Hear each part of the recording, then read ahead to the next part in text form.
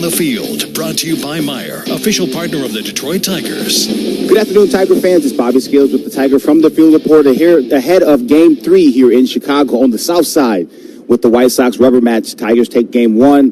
White Sox came back and got the boys last night, but we're back here early with Tiger outfielder, I was going to say right fielder, but you went left today, Tiger outfielder Kerry Carpenter. Kerry, thanks for being on with us today. Of course, happy to be here. Well, let's talk about your calling card, the offense. It's been fantastic since you've been back. Really fantastic all year. 21 homers, 44 RBIs, OPS in 830. Just really good production. Kerry, you told Dan Dickerson the other day when he hit in a casual conversation that you felt like you found a little something right before you went on the DL, and that's kind of frustrating because it's kind of like, the All-Star break or a couple off days in a row. You feel like you got something, you want to keep playing. Unfortunately, your body said no. How did you maintain that feeling when you really couldn't swing or run or do the things you wanted to do? And then as you worked your way back, how did you maintain that feeling? Because we're certainly seeing that feeling come to fruition right now.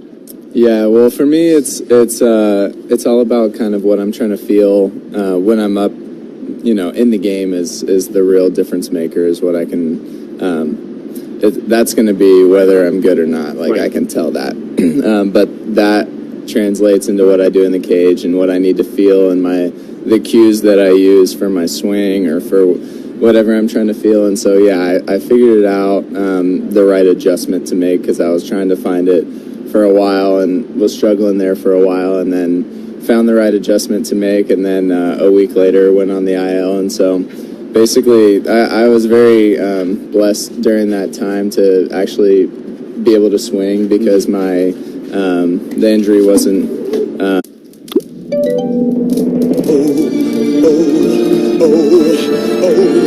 Today the world smiles at Celebra tú también con Betcris.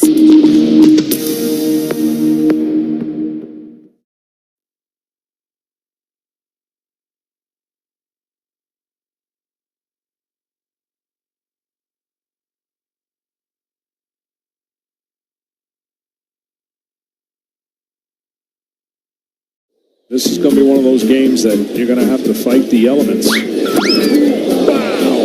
And I don't think that'll be the last bat toss we see tonight. I would imagine not. As he slid behind Neto, took out his legs, but Neto held onto the ball. Check out what our cameras caught. That's right. Smacking himself in the face. He really likes to pump himself up and make himself angry. Oh, he used the hat. That's pretty nice. Yeah, take a bow. All right, absolutely. Some overnight oats right before the game. My teammates look at me like, what are you doing? My mom's cooking, probably. She makes some good. She's got a tuna fish casserole. That's pretty good. I went 5 for 5. I need to eat the same thing. Last time, Saturday, I ate arepa with eggs, and then next day, I got to eat arepa with eggs. So my mom make it for me, and then when my mom is with me, everything's good. I save a lot of money. Estamos lindos. If you want a Cy Young, 73, 5, and 6, I've got an extra 5. And then it says, has worked as a TV commentator. And I did start back in 1978. I did the Yankees and the Red Sox playing the one-game playoff. And ABC said if the Yankees win, Reggie will play, and then you'll go broadcast with Howard Cosell and Keith Jackson. And that's how I started my broadcast. And that's the Bucky Dent home run. So every time I see Bucky Dent, I go, thank you for making me a broadcaster.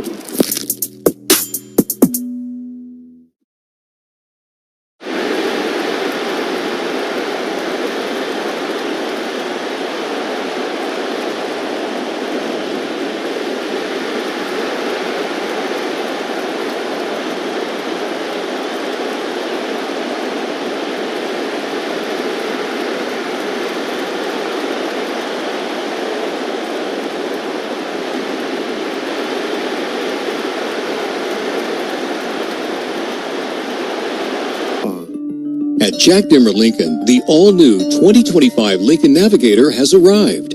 Thoughtfully designed with you in mind. Enjoy hands-free driving with Lincoln Blue Cruise, personalized scents, and Lincoln Rejuvenate, a 5-minute escape with massage, lighting, and immersive sound. Plus, a stunning 48-inch digital display that keeps it all in view. Discover the Dimmer difference at Jack Dimmer Lincoln. Swing, there's a drive to left. That one is long. 125 years of baseball tradition continues. And it's gone, a home run! Brought to you by Sam Bernstein Law, Blue Cross Blue Shield of Michigan, Jack Demmer Ford, Corewell Health, Jack Demmer Lincoln, Figo, Mastercraft Heating, Cooling, Plumbing, and Electrical, The D Las Vegas, Metro Detroit Buick GMC Dealers, Northville Lumber, Feiger Law, Meyer, Comerica, McLaren Health, Wallside Windows, and Little Caesars Pizza.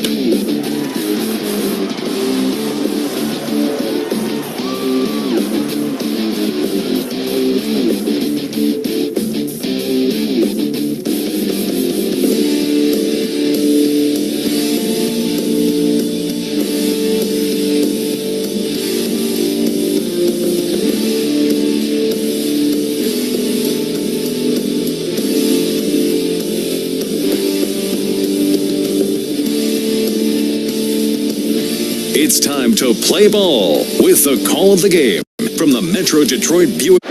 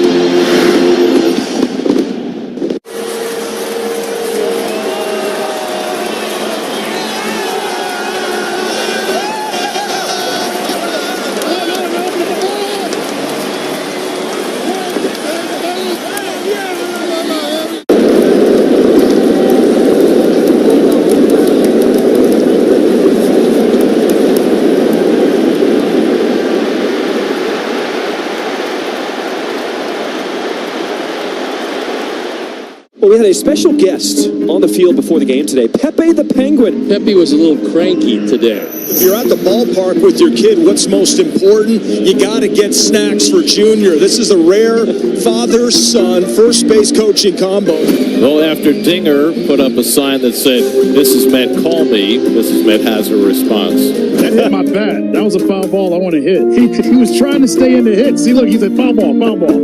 He didn't want to go down to first base. He wanted to hit.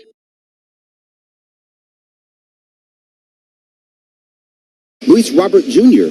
is in center field batting fourth. Andrew Benintendi is in left field hitting fifth. Miguel Vargas is at first base today. He'll hit sixth. Edgar Quero is behind the plate this afternoon. He'll hit seventh. Batting eighth is their right fielder, Brooks Baldwin. And batting ninth, the third baseman, Curtis Mead. Pitching matchup again, it's Shane Smith against Troy Melton, two rookies. Brought to you by your local Toyota dealers. For all the latest offers, go to Toyota.com. That brings us to our keys to the game, brought to you by Bell's Founders and Long Drink. Proudly distributed by Rave Associates. Bobby, we saw Shane Smith earlier this year in this ballpark, a very confident and dominating 5 2/3 shutout innings of work. What do the Tigers need to do? Again, he has not pitched well lately to turn that around today. Yeah, he's got a 5-pitch mix, 4-seam fastball, changeup, slider, curveball. But the key for Smith is that fastball. From the Tigers' perspective, they've got to get on that fastball. It's a good one. It plays up in the zone. It's about 96 miles an hour, 95, 96 miles an hour. You got to get your foot down early, get ready to hit, because he's got some properties to it that make it seem like it's a little bit harder. The good changeup off of it is devastating too. So get on top of that fastball. He's going to throw a bunch of them. When you get one, don't miss it. White Sox come in with a record of 44-76. The Tigers 69-52, trying to make it 2 straight series wins. Their series win over the weekend against the Angels was just their second in their last 8, trying to make it 2 straight series wins and then go on to Minnesota. They now get ready to face the 25-year-old from Danvers, Massachusetts. Quite a story to get to the major leagues as a Rule 5 and get to the All-Star game, Shane Smith. Yeah, it's quite a story. He's got good stuff, like we talked about. 4-pitch mix, 4-seam fastball, changeup, slider, and a curveball. He likes that 4-seamer. He'll move. He pitches mainly at the top of the zone. He will go down with it, but he'll go down with it also to set up that devastating changeup. It's got good sinking and fading action. The breaking balls, not as much, but that fastball changeup combination, very good. Very quick jab motion to start his motion.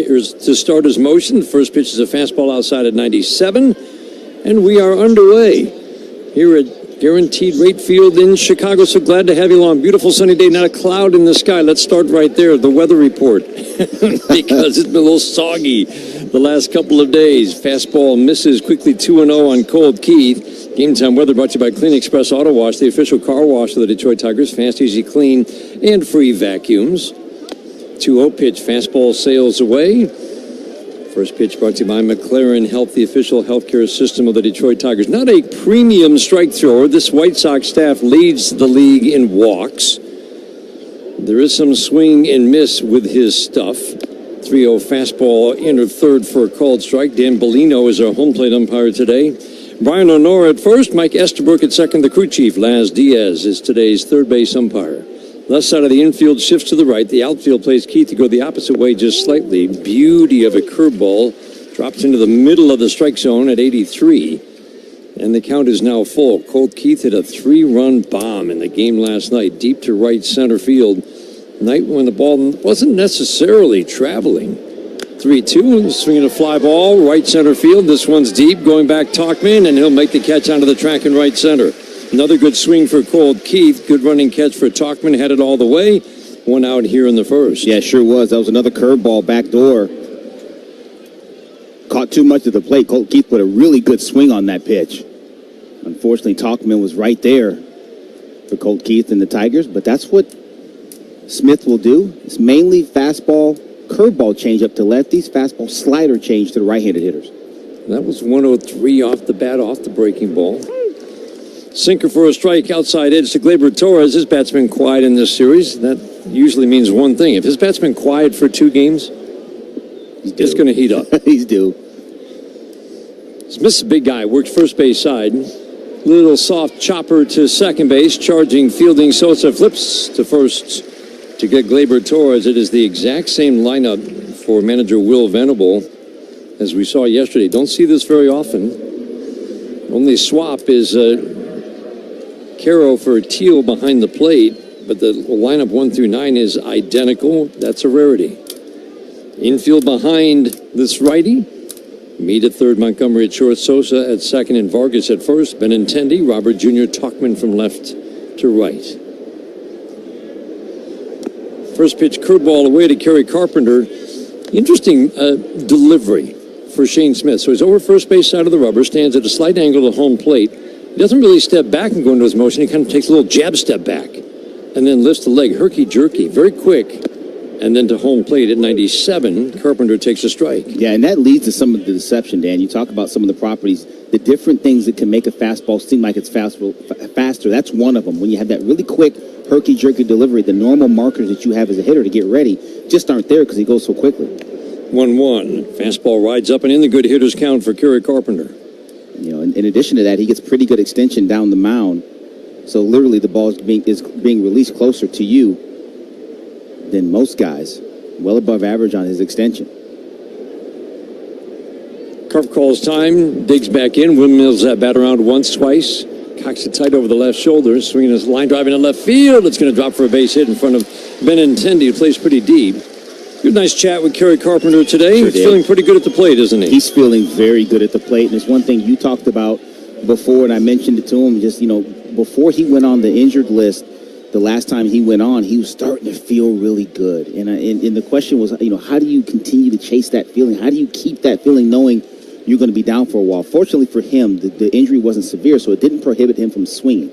Now, we all know swinging in the cage or swinging in a practice setting is nothing like the game, but just the fact that he was able to keep his swing active and do most of his stuff except run was important to him at that point. He's hit 5 home runs and 44 at-bats coming off the injured list. Torkelson takes first pitch strike. Starts him off with a sinker. Both the sinker and 4-seam. He throws, as Bobby said, the 4-seam a lot more than the 2-seam sinking fastball. Both well over 95 miles an hour average fastball. The strike one. The ground ball softly fouled down the third baseline. The numbers for Shane Smith in 20 starts, and again, you can tell they're starting to limit his innings. They're keeping an eye on them. Injury history, he only threw 11 innings in college because of injuries. Went undrafted and just used his communications degree apparently to contact a whole bunch of teams and say, hey, take a look at me. Torkelson takes the pitch up and in, and sure enough, Milwaukee signed him. After he had Tommy John surgery in his last year at Wake Forest. Could have gone back, had eligibility, but he wanted to go pro, and Milwaukee signed him. Sox took him from Milwaukee in the Rule 5 draft. Torque hits a ground ball and a high chop to short. Montgomery has to wait for it to come down, but he still has plenty of time to field and flip over to first to get Torkelson. Might have gone on home plate. Torkelson bounces out, single and no more for the Tigers. We go to the bottom of the first inning, scoreless in Chicago. This is the home of Detroit Tigers baseball.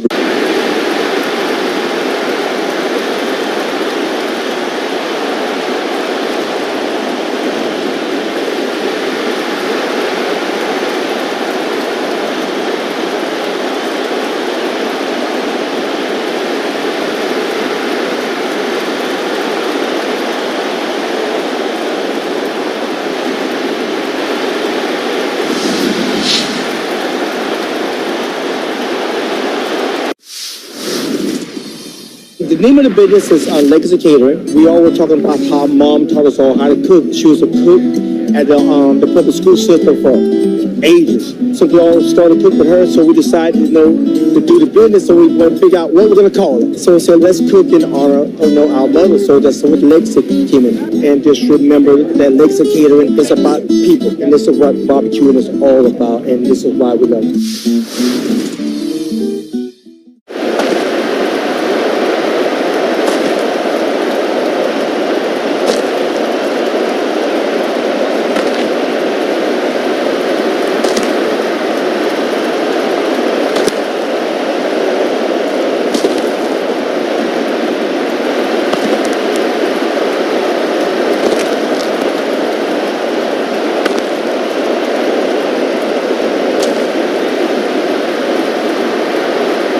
Benefits consultant. For every Tigers home run, Ashley, the official furniture and mattress provider of the Detroit Tigers, donates up to $500 to nonprofits supporting Michigan kids. Go Tigers!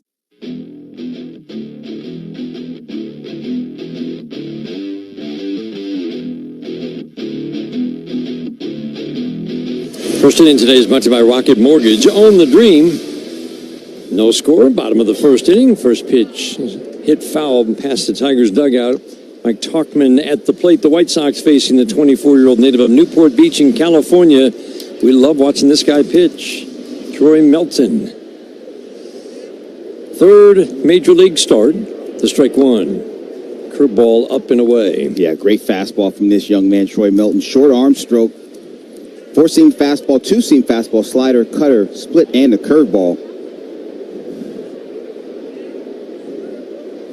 The 1-1. Ground ball tap foul by the on-deck circle on the Tigers side, 1-2. Just love his mentality. He's been thrown in a variety of roles thus far since he's been in the major leagues. It hasn't shaken him a bit.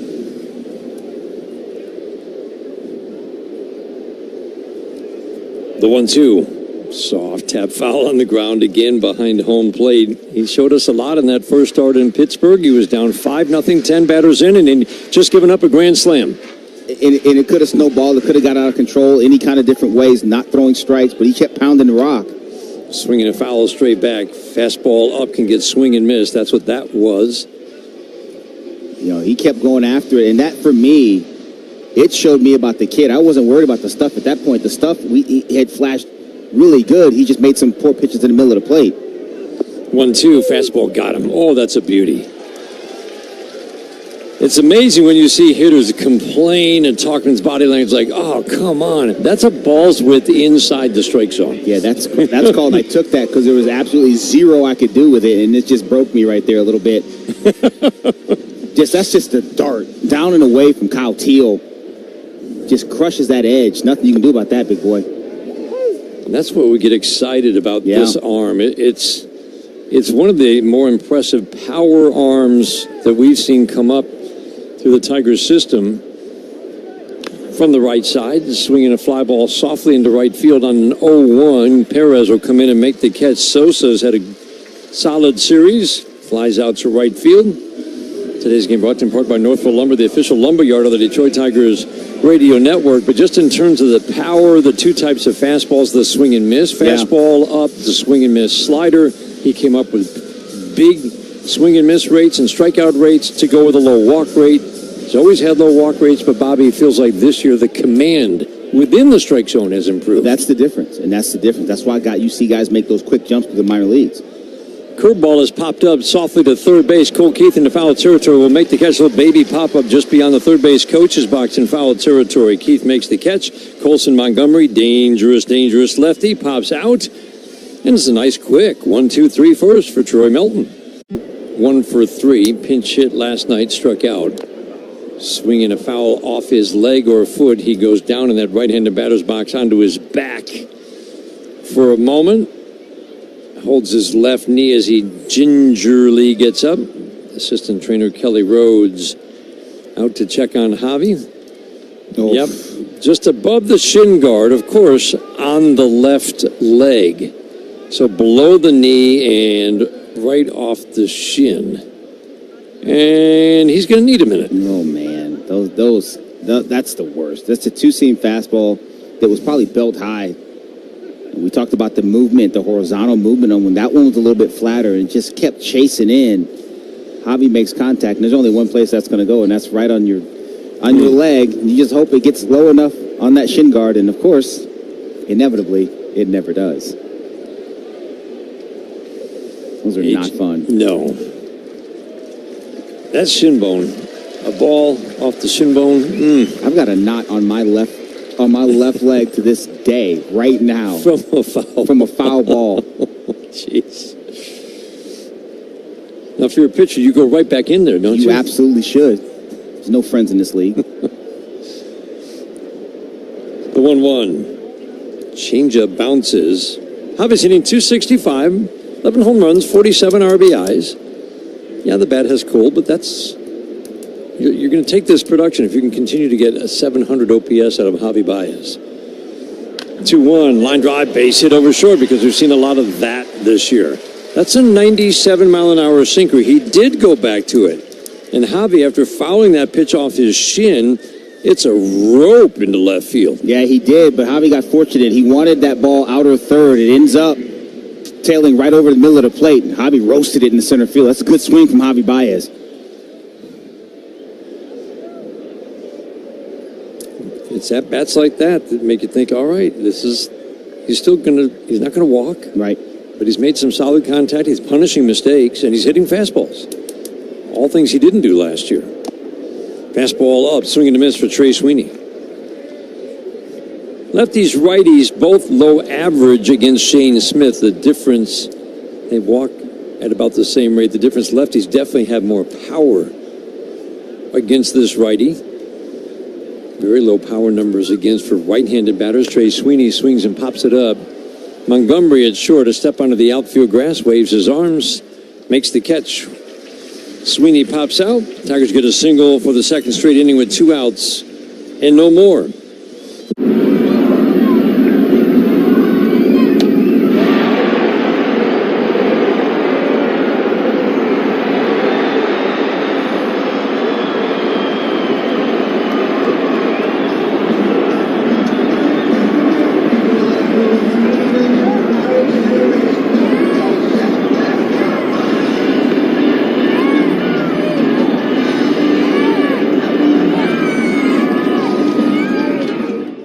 Mine was a tops now as well. I hit my first walk-off last year against the Mets. Jacob Young, Nationals win. Now he's got his first walk-off big league hit. Dad had bought a stack of them, and I was like, I think we can get these ourselves. But he went ahead and bought a stack for himself, like business cards. There you go. But it was awesome just to have that moment and have everyone so excited to have a picture of you is a fun moment.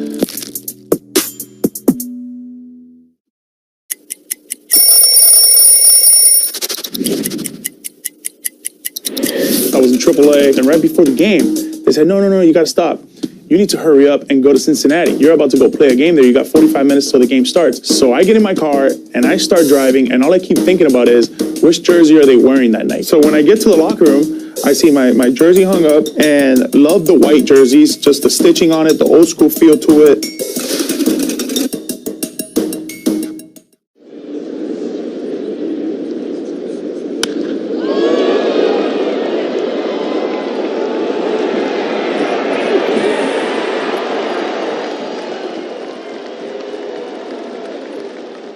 Car wash of the Detroit.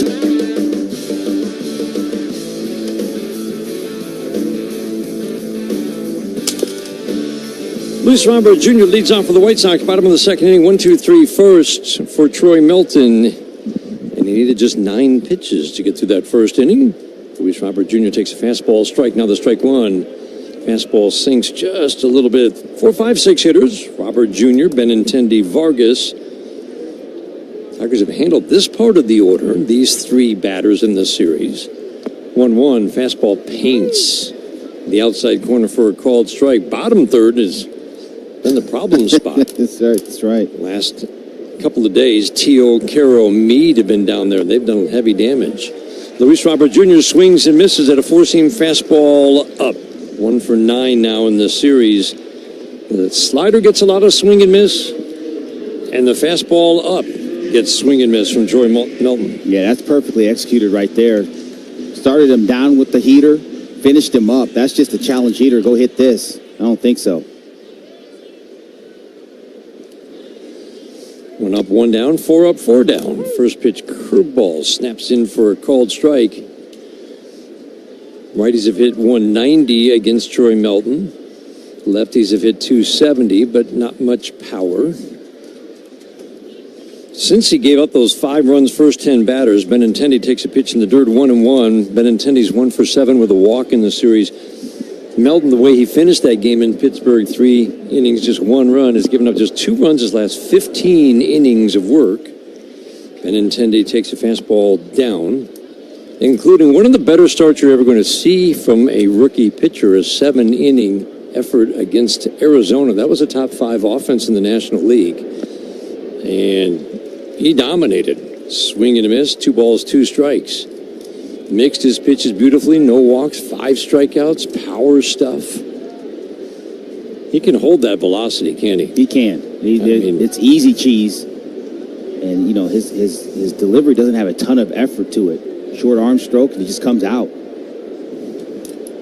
2-2, ground ball to short. Knee-high bounce for Trey Sweeney right behind the bag. He'll flip to Torkelson. Benintendi grounds out.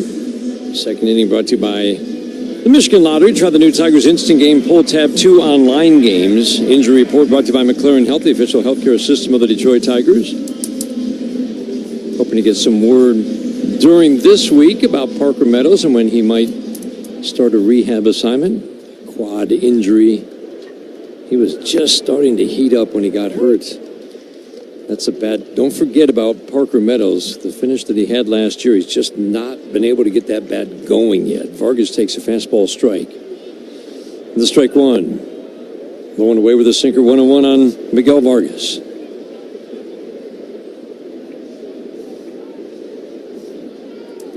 Melton works middle of the rubber, stands at a slight angle on the home plate. Big step back with the left foot, slides the right foot toward the first base side of the rubber, then into his delivery. Fastball low. Vargas 0 for 3 with a couple of walks in the game yesterday. Tigers command yesterday. It was the bullpen that had some struggles, but 7 walks issued in the game yesterday. 2-1. Ground ball chopped to second. Nice big chest high bounce for Torres, who fields and flips. Vargas bounces out. That's 6 up, 6 down with ease and a low pitch count for Troy Melton. We head to the...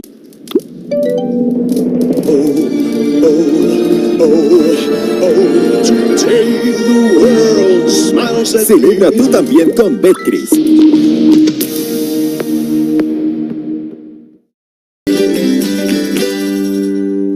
It's a 5-man umpiring crew here today, and this young superstar is in the stands. And did their feet get tangled up? Yes, so Hoppy tripped, or he might have caught that ball. There's a fastball. There's a flying bat. It's a high card. And that ball is off the ladder. It's actually off the ladder. You never see that. Haggerty is on with an infield hit. A little tumble behind the mound. Hat fell off. That was awesome. I mean, you just don't see that.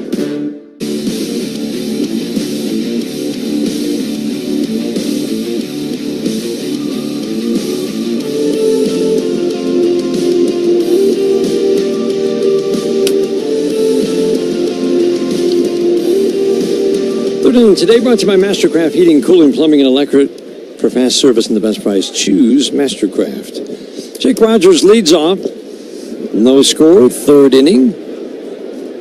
White Sox doing creative things with their pitching staff right now. First pitch fastball sinks low and away to Jake Rogers. Keith and Torres to follow. Shane Smith, again, just a fascinating path to where he is right now. He just hasn't pitched a whole lot since 2019. Yeah. Fastball away. Boy, that's right there. 2-0 on Jake Rogers. First year at Wake Forest, injured, didn't pitch. Next year, starts the season, and then COVID. 2-0s, swing and a miss. He pitched just a handful of innings. Next year, comes back. Tommy John surgery. Pitches 11 innings total in 2 years.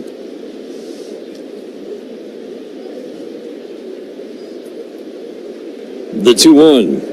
Curveball a little bit low, 3-1. But again, I find it fascinating. Bet on himself. Yeah. He believed in himself. Could have gone back. Certainly increased his draft prospects by going back for another year at Wake Forest. But he's like, nope, I want to go pro. Fastball middle.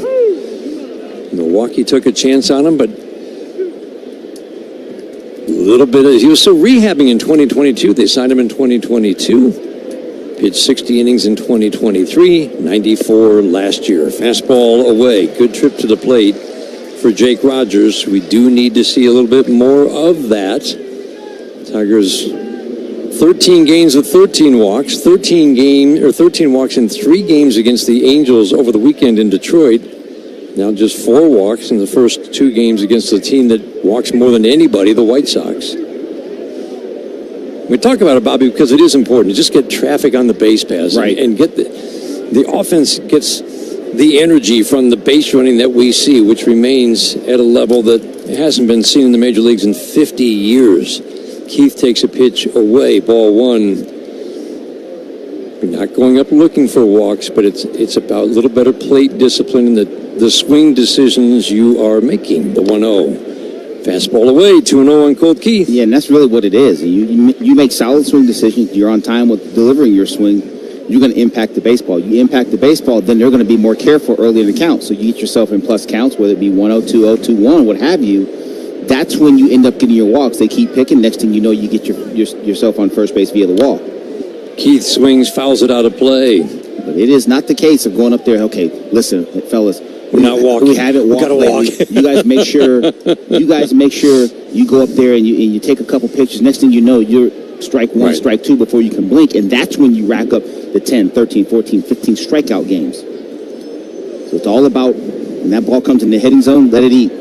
2-1, swinging a foul straight back, and that's some of what we're seeing. That's a 2-1 fastball right where he was looking for it, fouled it straight back. And if you want to go all the way back, you talk about where this offense really got. Made huge strides at the beginning of last year at I think the quarter pole when we did your analysis, dead last in meatball swings in the big leagues. They turned that around towards the end of the year, and look what ended up happening. They carried that into this year, and you're still doing that run. And so they were doing damage on meatballs, but they weren't swinging off it enough. They weren't swinging off it enough, right? And so you start seeing that, and so you fire on them, and now you're in a little bit of a situation where you're fouling those pitches off or you're missing them. 2-2, swing and a miss. Changeup's 90 off the 95-mile-an-hour fastball. It's been up to 97 today. Colt Keith swings and misses at the changeup. Big 3-run home run yesterday was his 10th. That'll bring up Gleyber Torres. Lots to like about this Tigers offense. They relied during that stretch when they weren't walking on home runs to score runs, but that's a dangerous way to go when you're over-reliant on home runs. Gleyber Torres swings and misses at a changeup down. This changeup is a pretty good pitch for Smith. Got a little bit of sink fade action, good arm speed. And that's what you swing at sometimes, but that tremendous movement is important too. Strike one. Fastball up. Check swing. Appeal to first. Brian O'Nora says he did not go. 1-1 on Gleyber Torres. 1 for 10 in the series so far. Smith gets an average number of balls hit on the ground, an average ground ball rate, and an average number of double plays turned behind him. The 1-1. Curveball backs up and gets the called strike right on the black inner half.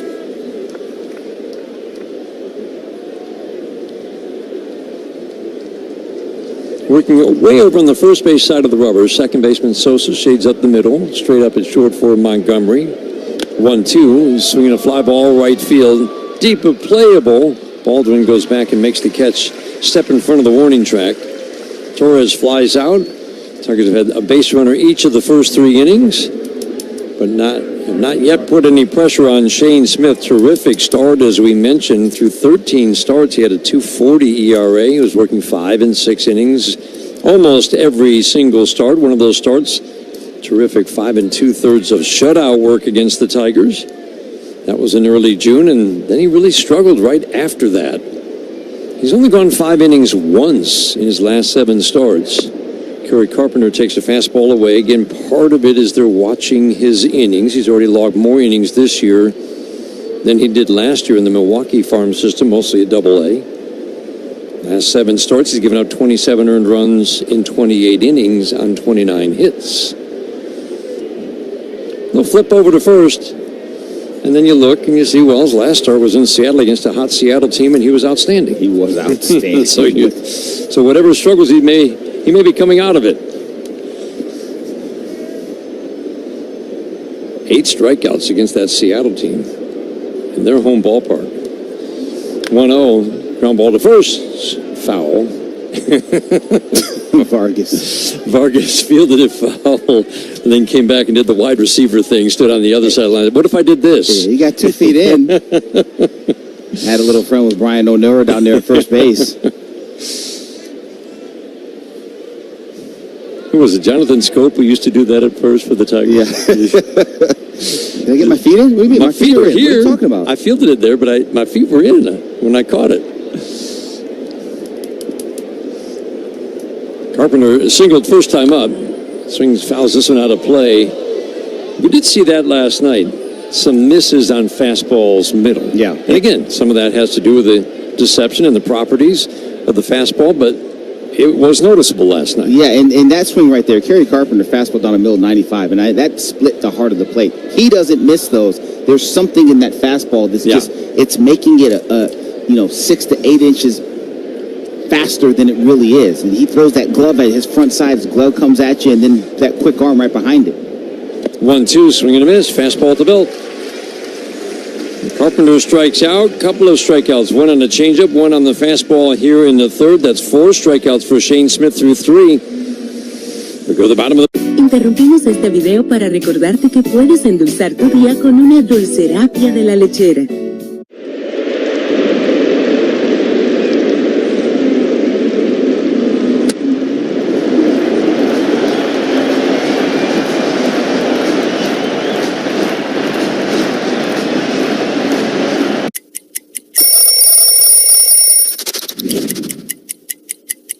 I went to college at Northeastern University, and all my friends were Red Sox fans, and while in my 3 years there, I really grew to appreciate Red Sox Nation and everything that they bring to the table, and once I got my head wrapped around the trade, I was really, really excited. I think they have one of the most iconic logos, these 2 Sox right here on the sleeve. I love keeping it simple, really fond of the font, and I think it's a really cool look.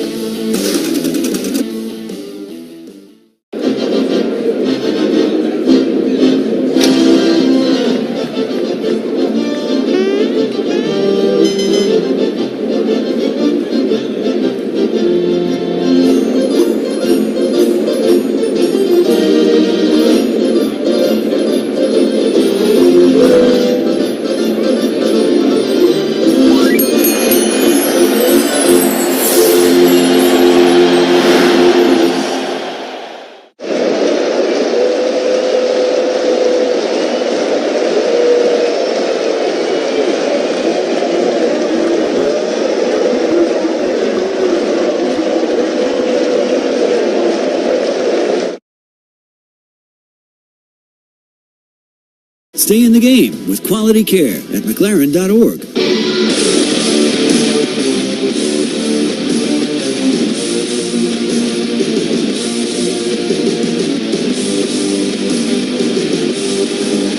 This game brought to you in part by Meyer, an official partner of the Detroit Tigers. And this series is brought to you by Northfield Lumber, the official lumber yard of the Detroit Tigers radio network. Troy Melton delivers a pitch that's fouled out of play. 6 up, 6 down. Balls put in play so far. There have been 4. Soft fly ball to right, a pop up to third, and 2 ground balls. Fastball misses just a little bit high, not by much, right at the belt. Keith at third today. In tight, backs up a couple of steps off the line. Sweeney up the middle of the outfield plays his lefty to go the opposite way. Fly ball center field deep. Bias going back, tracking it. He'll make the catch. 2 steps in the wall and straightaway center. Caro hit a home run last night. That's the best swing today, deep to center field. It's going to be hard to get one out to left field today. Normally in this ballpark, it's a right field to left field breeze. Home plate, Lake Comerica Park, is in the northwest corner. Comerica is actually northeast corner. Prevailing wind kind of comes in from right field at Comerica Park, right to left some days, and here it's almost always a right to left breeze.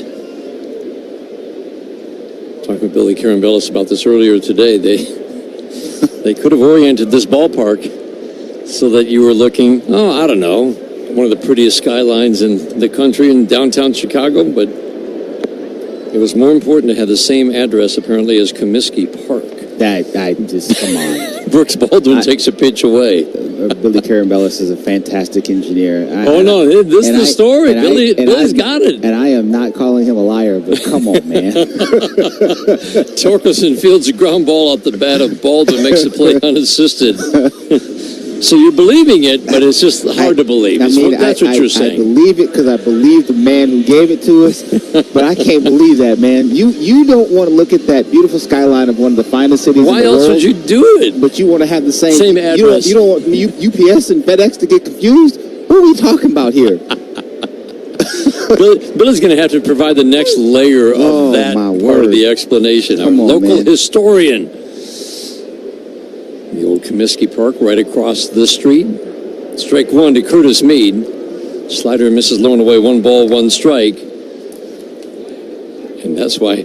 So couldn't you just say, hey, we're right across the street. We can have the same mailing address. Apparently not. Meade hits a fly ball deep to center field, but Javi Baez will go back to his right, settle underneath it, make the catch. Meade flies out. Troy Melton, making his 3rd major league start, is perfect through 3. So far, just the 1.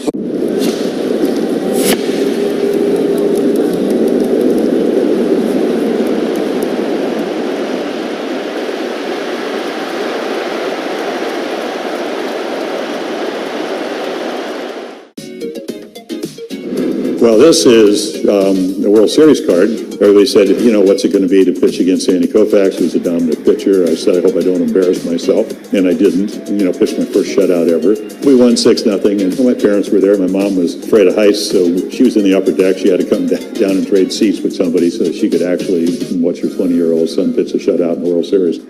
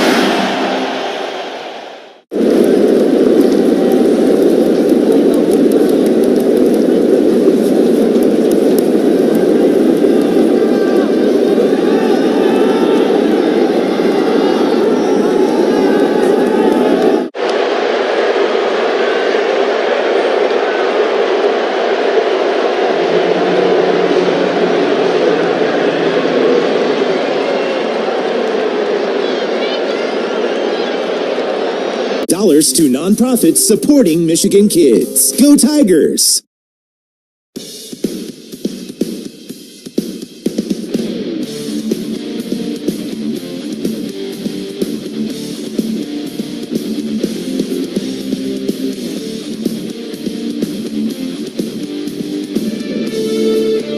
First pitch fastball, called strike to Spencer Torkelson. We're in the top of the fourth inning. Beautiful sunny day. Heat hasn't left, but it's certainly more comfortable. Low 80s, 80 degrees at game time, lower humidity. Changeup misses low and outside. Tork grounded out his first time up. Carpenter singled to left field in the first inning with 2 outs. Tork grounded out. Changeup yanked down and away, 2-1. Baez singled off a fastball in the second inning with 2 outs. Sweeney popped out. Rogers drew a leadoff walk in the third, and then a 1-2-3 for Shane Smith and the White Sox. No scores to go to the top of the fourth. The 2-1. Hot shot to short, backhanded by Montgomery. Gets out of his glove, picks it up, throws. Got a nice pick at first by Miguel Vargas. You could see the throw was going to beat Torkelson, but Vargas saved the play with a fine scoop. Yeah, Tork hit that ball hard. Change up down. Did a nice job of waiting on it. Dropped the barrel on it. One hop to the shortstop, Montgomery. Squirts out of his glove. He doesn't panic. But then Vargas on the other side. Nice pick. The in-between hop. He picked it and then pointed at Montgomery. Said, I got you. Changeup bounces up to home plate. Everybody kind of looks at hard ground balls differently. They're not all created equal. Some in the analytics community don't value a hard-hit ground ball. AJ really does believe, and you do too, don't you, Bobby? I do. That depending on what we're looking at, like you said, that's a one-hop scorcher. It goes into the books as a ground ball, but it's 102 off the bat. There is value in that for a hitter. Swing and a miss. You can't just say, well, it's always on the ground. Of course you want to get the ball in the air, but the hard hit tells you something. It tells you that player has the capacity to hit the ball at that velocity. Now, do we want to catch it a little bit more out front and hit that ball in the air or hit that ball in the gap? Absolutely. 2-1 changeup misses, as you were describing to me yesterday. It's just, it's a matter of a couple of inches further out. That's it. Now it's a line drive. That's a couple it. of inches further out. That's a double in the gap. Another inch further out, that's homer. That's what we're talking about. And it's about contact points. It's not about changing your swing. 3-1. Riley Green swings, fouls it out of play down the left field line. The count's 3-2. He struck out on a sinker below the strike zone. It's actually a changeup. First time up. Now, there are players, and we've talked about Trey Sweeney's growth this year. His swing was a little bit too steep, and he hit too many balls on the ground. So changing his swing slightly mattered. Swinging a foul over the screen. Somebody just made a nice catch below us. It's a Tiger fan, too. Tiger fan. You better believe it. And barehanded. No glove. I don't need no stinking gloves. I love how fans always react when a fan, even if he's wearing a Tiger hat, makes a good catch. Slider down, a little soft tap foul. Riley Green will see at least 7-8 pitches in this trip to the plate. And he gives it to a kid, a White Sox fan. That's a good dude. That's awesome. Give it to a kid.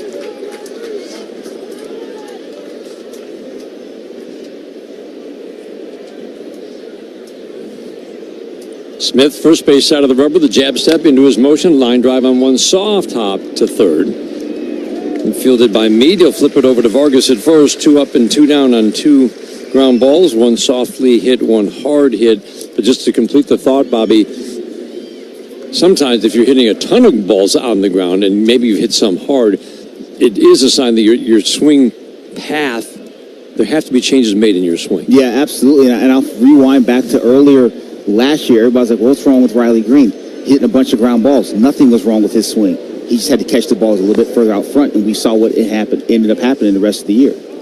Wenzel Perez takes a pitch off the plate away. 4th inning today is brought to you by Wallside Windows, local and family owned, celebrating 81 years now as Michigan's leader in replacement windows. We're scoreless in the 4th inning. The 1-0, swing and a miss.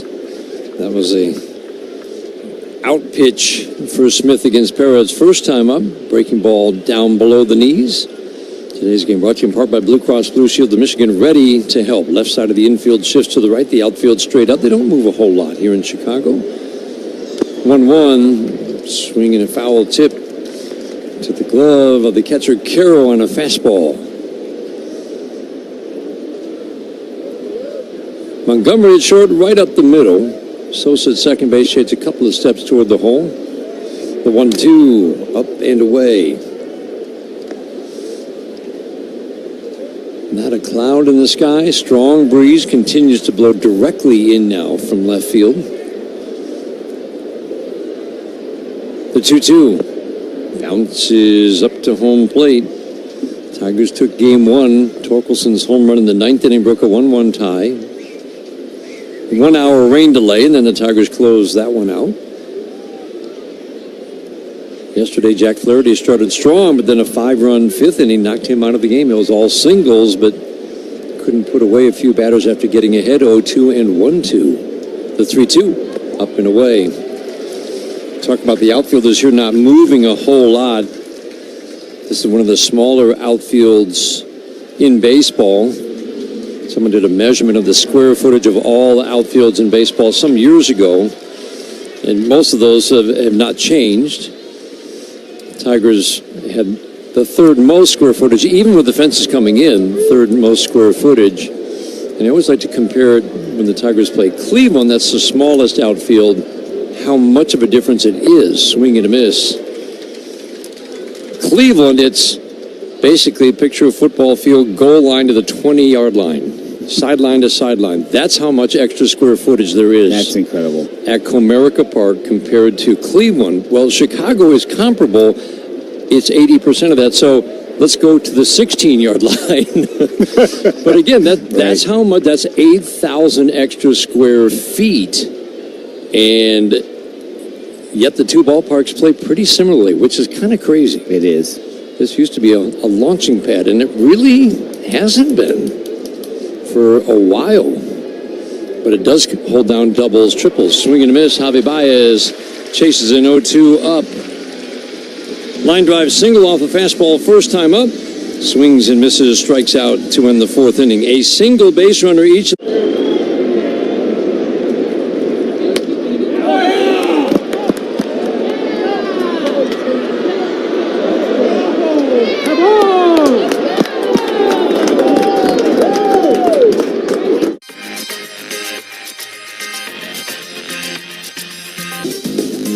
To see all this excitement around what I love to do growing up, it's crazy. What's your favorite thing about this whole event so far? The fusion of sports, entertainment, and cards. Because to me, cards have always been entertainment, and they're getting their just dessert now.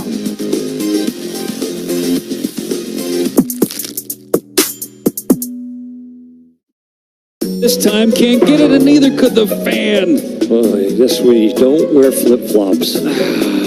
Caminero strikes out, and the bat gets a 7.5 on the distance. But it's stuck to the landing. That's poked and that hits the umpire. The ball is in play, and it's a base hit for Frazier. Roberto Ortiz did what he could to try and get out of the way, couldn't. Took the wrong direction. He just didn't know which way to go. Play in Toronto. Guerrero sends over some good stuff for the guys, so when we play in Toronto, I definitely dive into that. You gotta be careful with Vladdy, bro, because a Dominican breakfast will put you to sleep, bro. ¿Cómo está sonando la comida dominicana ya? La comida dominicana ya no sé cómo está sonando, porque obviamente mi esposa me cocina. O sea, hay restaurantes, pero no voy a comer comida latina. How about Vegas? The D.com, the D Las Vegas. It's your home for Detroit sports in Vegas.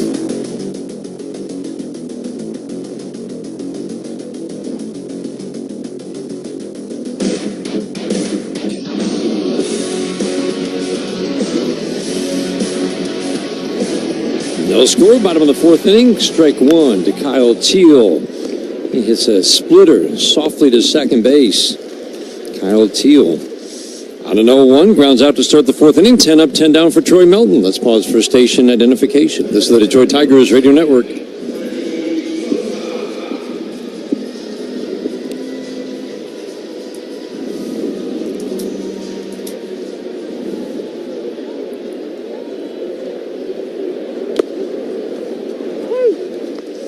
31 pitches through 3 for Troy Melton.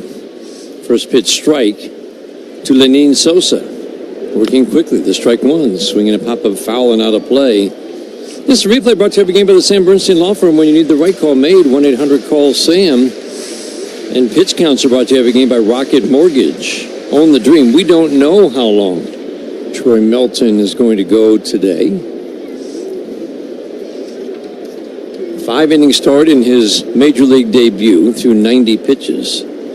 0-2, ground ball foul just outside the bag at third. Sosa 2 for 10 with 4 punch-outs in the series. In his 7-inning start, he needed just 87 pitches against Arizona. That was on July the 28th, and 2 relief appearances, 2 innings and 3 innings. 46 in the second one. Soft ground ball foul.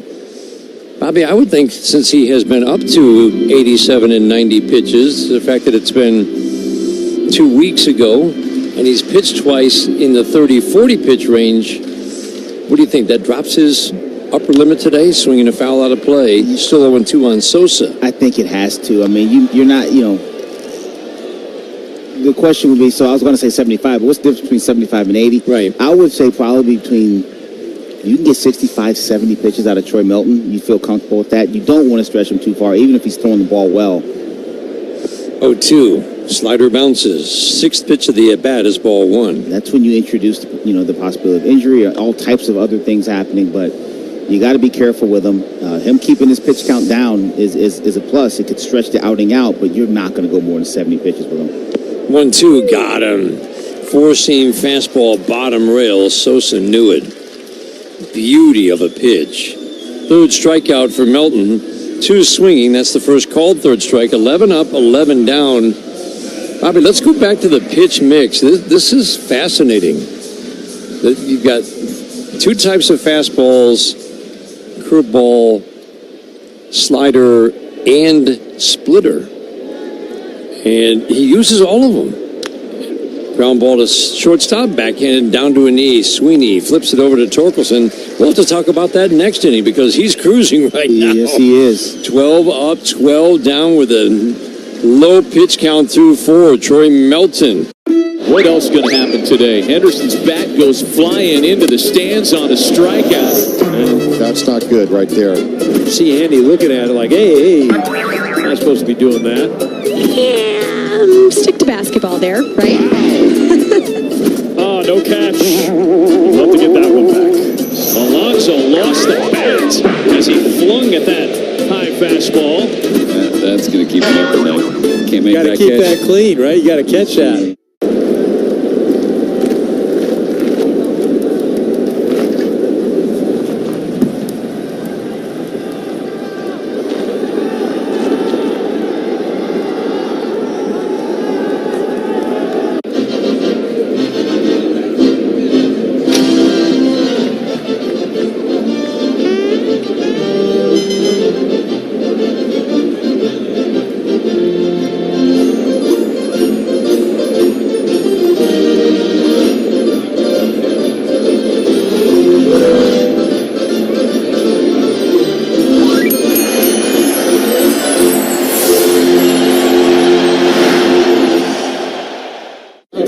PSA dove in.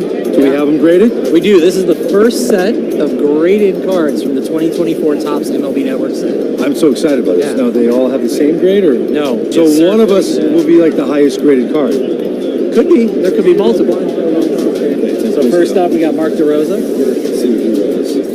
Of course, D-Rose a 10 out of 10. Handsome, athletic. All right.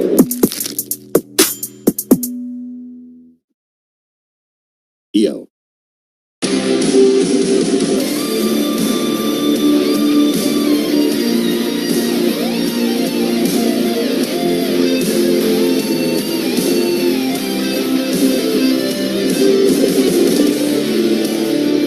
Trey Sweeney leads off. First pitch fastball rides up and away.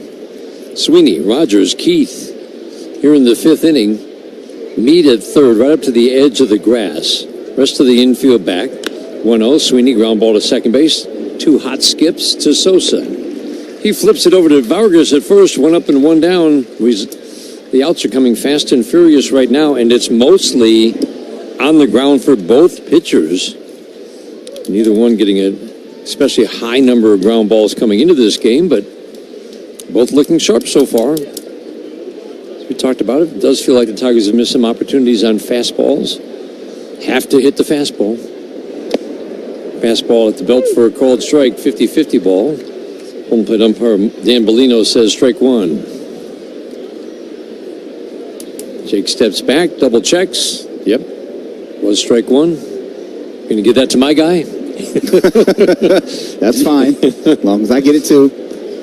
The strike one. Fastball on the black away. Smith starting to locate that fastball a little bit better now. First base side of the rubber, stands at a slight angle to home plate. That quick jab step with the left foot. It's just kind of a movement back, and then he lifts it and immediately goes into his motion. Fastball fouled out of play. You can see why the fastball by the numbers, Bobby, is his best pitch. Yeah, first of all, the pitch itself is a quality pitch. It's got some good properties to it, good velo. But on top of that, the deception of his motion and that glove coming at you. Curveball, check swing. Jake checked in time, 1-2. Three-quarter delivery, good quick arm. That front side, the glove comes at you, then he rips it down, and the ball pops out right behind it. That's deceptive. It's hard to get on time with. The 1-2. Low and away. Base runners in each inning for the Tigers. 2 walks, 2 singles. Nobody has advanced past first. Smith went through a really tough 6-start stretch. Didn't go 5 innings in any of them. Again, they're limiting his innings in some, but then a 5-start ground ball to first base. Backhanded lunging grab by Vargas. Over to the bag, tags it with his left foot, makes the play unassisted. He just took a hit away from Jake Rogers. Hit it hard. Fine play by Vargas. He sure did. Miguel Vargas, that was a little sinker that was away from Jake Rogers. Does a nice job of not trying to do too much. Poke it the other way. Hit it hard, 1 hop. Vargas eats it up, gets to his feet, and tags the base himself. That's a nice play. Now you start thinking about one swing of the bat, maybe changing the look of this game. Cole Keith hit a home run last night, lined out his first time up, really good swing. Fastball for a strike. It feels like a lefty has a much better shot at getting one out today than a righty, given the wind that's blowing either left to right or straight in from left, depending on the moment.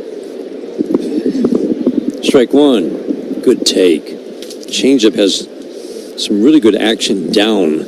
Yes. And a weapon against lefties and righties. Left side of the infield shifts to the right. Montgomery, the shortstop, up the middle. Outfield straight up. No score, 5th inning, the 1-1. Swinging a foul out of play. Keith looked like he chased there, but when you think of the movement on that sinker that you described, that's running away from him. He's got to make his decision. And that ball's halfway to home before it starts running. Yeah, it is incredibly difficult to discern four-seam from sinker. The 1-2. Swinging a little ground ball behind home plate, still 1-2. You know, if you have a guy that's exclusively sinker or two-seam fastball, you know, a lot of times as a hitter, you'll draw a line on the plate. This ball has to start here. If it doesn't start here, don't swing because it's going to sink off the plate. But when you have a guy that throws 2 and forward, you can't do that. Curveball bounces. That's why not all pitchers can throw both. No. And we certainly see that a lot. But when they can, that's a pretty good example. Cole Keith's got a pretty darn good eye, and he stays in the strike zone. He ends up swinging at a pitch that's a ball's width and a half off the plate up because he thought it was a four-seam fastball, almost surely. 2-2. Swinging a foul right back our way. Four-seam fastball away. Bullpen getting busy for the White Sox. One of the 4 lefties in the bullpen for Will Venable. 2-2. Curveball bounces up to home plate. This is a good trip to the plate for Colt Keith.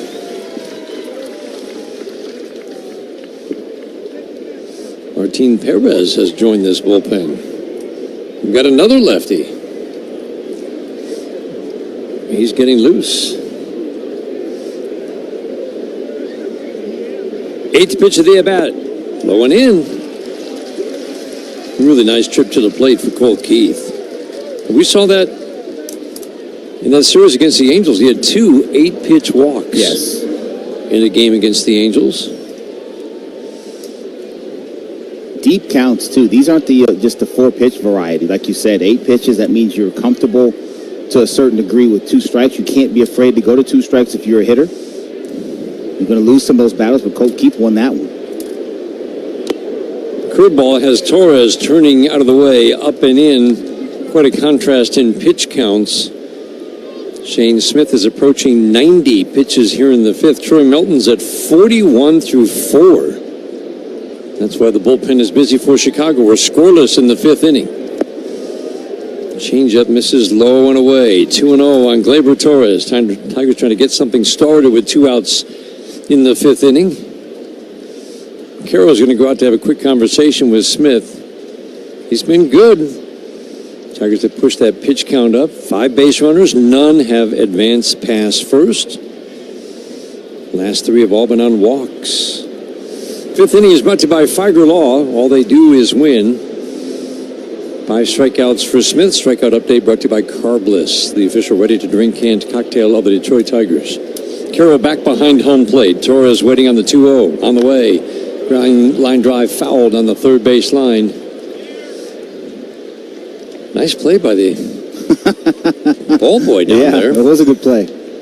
Or ball girl, I'm not sure which, but a fine play. Yep. Made it look easy. That was a sharp one-hopper.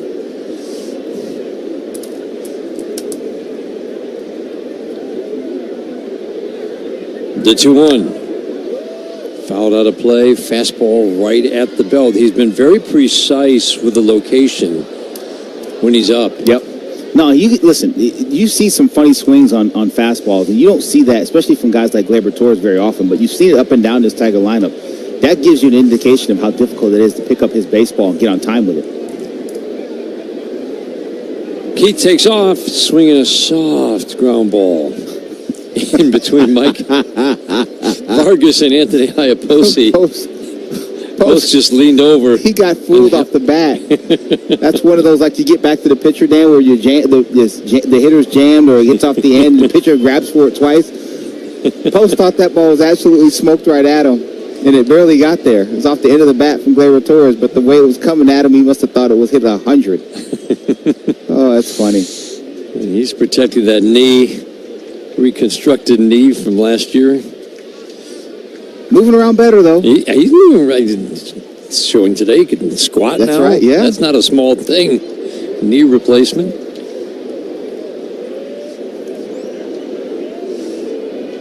One of the most fit guys in uniform on this entire team. 2-2. Fly ball, center field, not deep. Luis Robert Jr. step to his right, goes back, makes the catch. Torres, fly ball to center. Routine for Luis Robert Jr. Likely the end of the day for Shane Smith. He shuts out the Tigers on 2 hits through 5, just like he did earlier this season. We head to the bottom of the 5th inning, no score in Chicago on the Detroit Tigers Radio Network, presented by Meyer.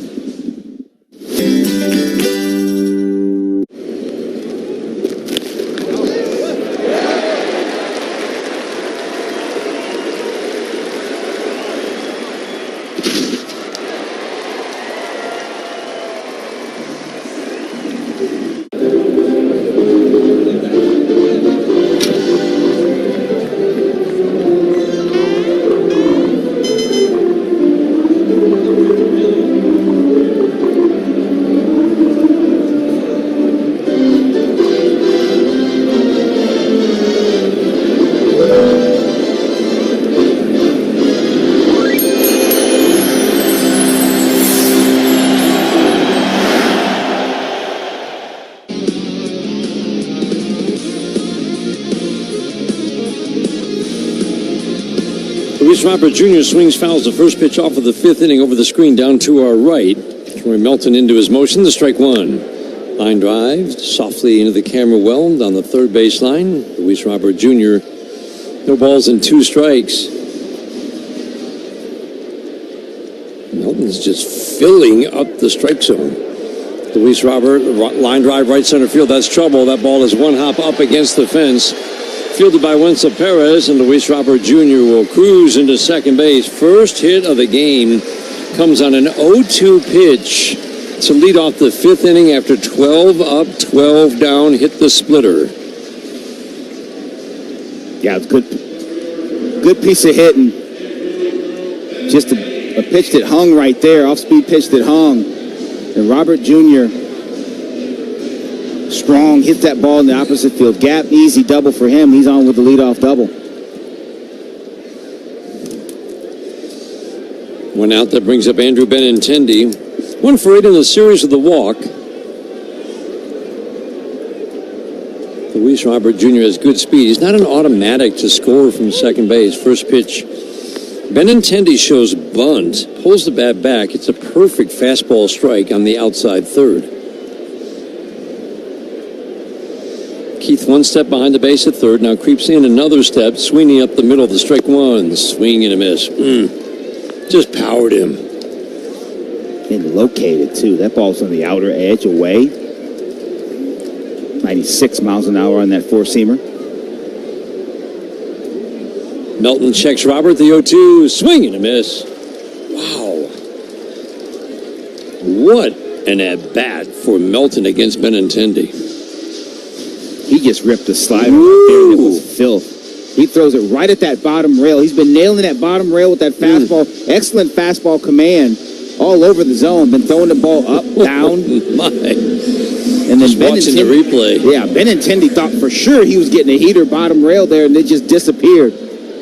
Not a lot of horizontal on that slider. It was more straight down, but it was filthy. Miguel Vargas, a right-handed batter, takes a fastball that sinks low, ball 1. Jake Rogers out after ball 1. Did he get the sign to go out to get the bullpen busy?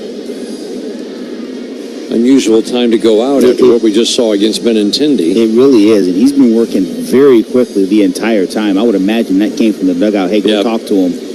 Looks like Sawyer Gibson-Long, who has joined this team, Cody Hoyer back down to Toledo, is going to get loose.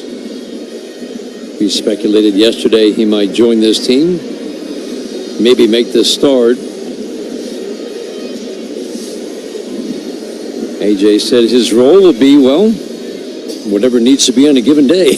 But working out of the bullpen right now. Right. Jake Rogers back behind home plate. Bought a little bit of time for Sawyer Gibson-Long. 1 out, 1 on, no score, 5th inning. Miguel Vargas swings and fouls the sinker out of play. 1 ball, 1 strike. He is much better against righties this year. This right-hander not hitting lefties. It's a 250 with solid power numbers against righties. Grounded out first time up. Melton's been in complete command today. Fastball outer third for a called strike. Mixing his pitches beautifully. 2 types of fastballs. Curveball, slider, and splitter. I love how he locates the fastball. And that's the key. That's the key of the entire thing. He doesn't have to be on edges. But where that last pitch was, solidly on the outer third, is where he needs to be. 1-2, fastball away at 97. So we see from him his average fastball coming in was 97, a tick above that. Both the 2 and 4 seam fastball. Works middle of the rubber, places that left foot in front of the right. Sets, holds a glove above the belt. The 2-2, swing and a miss. Got him with a fastball away. 97 exploded past Vargas. Just again, another well-located fastball. The previous pitch was a little bit outside. The ball's off. He goes right back out there again and takes care of Vargas with a well-located fastball away. Not going to do anything with that. Caro at the plate. Fastball up. Swing and a miss. 97. If Sawyer Gibson-Long is up, Melton's pitch count's still low, but you also mentioned during a break, it sometimes can be about the ups. The ups, yep. How many times you get up and down over the course of a game, swinging a foul out of play, that can matter more than pitch count sometimes, and 5 ups is something he hasn't done in a couple of weeks. Carroll swings, fouls it out of play.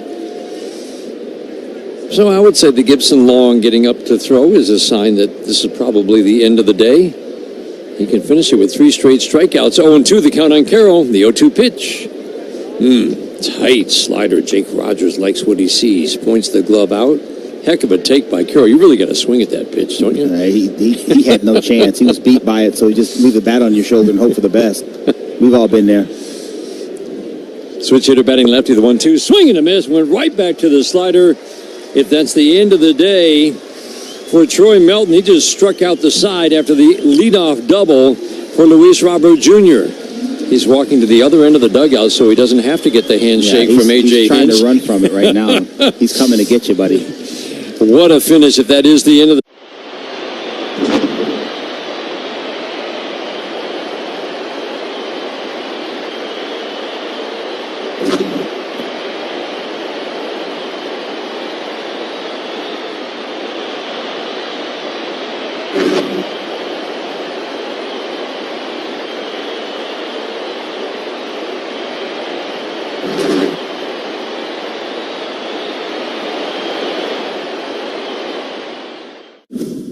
So without further ado, snap on your time goggles and prepare to zoom 1,000 years into the future. The D-backs are still the D-backs, though now they're represented by a robotic techno-snake, and the Cubs have embraced their future amongst the stars, now being represented by Ursa Major. Minneapolis was the first to establish relations with our extraterrestrial friends. The Rays are the cosmic rays flying through space in their Devil Ray-shaped spacecraft.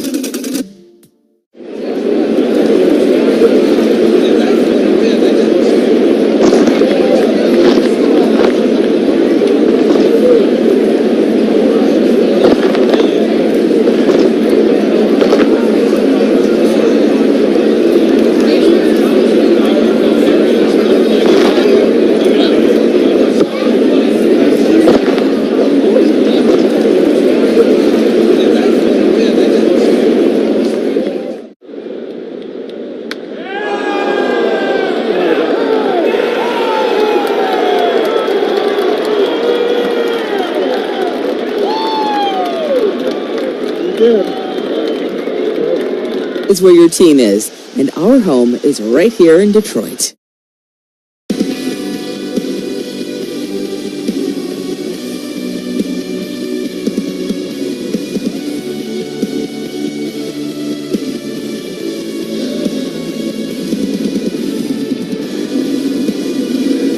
Pitching change brought to you by Primitive Performance. Stay in the game with Primitive Performance and their fast-acting CBD topical cream. Martin Perez. He's been around for a while. Signed by the White Sox this past January. Made 4 starts early in the year, has rejoined this rotation, and he is on the mound now pitching in relief after 5 strong innings from Shane Smith. Carpenter, Torkelson, Green, the first to face the lefty. First pitch, curveball, strike 1. Martin Perez, veteran left-hander. 3/4 arm stroke. Cutter, changeup, sinker. The main pieces, he's got a curveball and a four-seamer he'll mix in there as well. Left elbow inflammation put him on the IL back in April. Just coming off after a brief rehab assignment. Carpenter takes a ball, 1-1.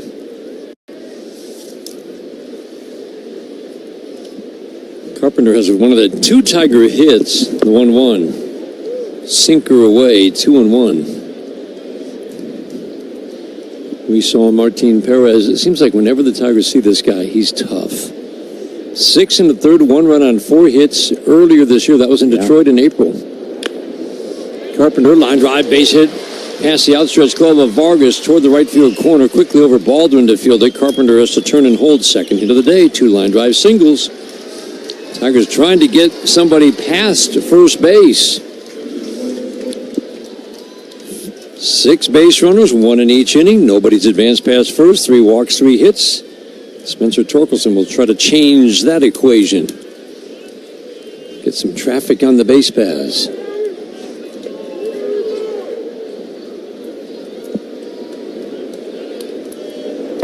Torque takes. First pitch cutter, low and in, ball 1. He loves to throw that cutter into right-handers. That's how he gets glove side. That's how he'll throw that cutter in there, and then he'll run that 2-seam fastball back over. Make a little X on the plate. 1-0. Sinker, 91, misses down and in. Good hitters count. Really good at changing speeds. And he never has had an overpowering fastball, but really good at changing speed, changing eye level. If you chase that ball just 1 ball off, he'll go 1.5 balls. Seems like there's always a demand for his services. The 2-0. Line drive, base hit into left center field. That's heading up the gap. Grounding second, heading to third. Kerry Carpenter, he'll stop there. Spencer Torkelson will cruise into second. Stand-up double. A bullet to the gap in left center.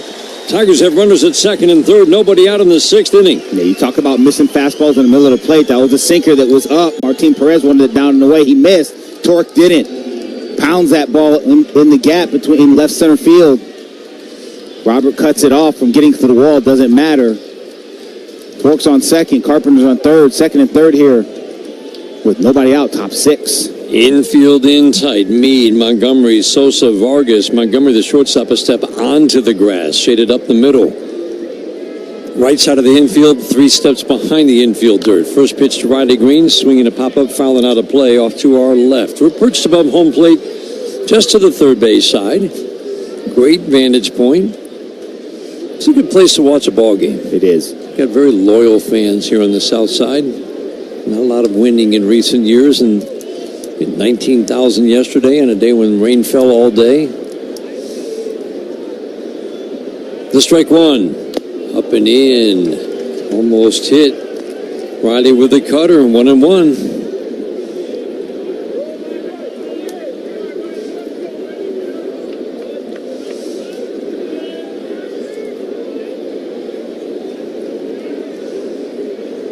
The 1-1. Low and away.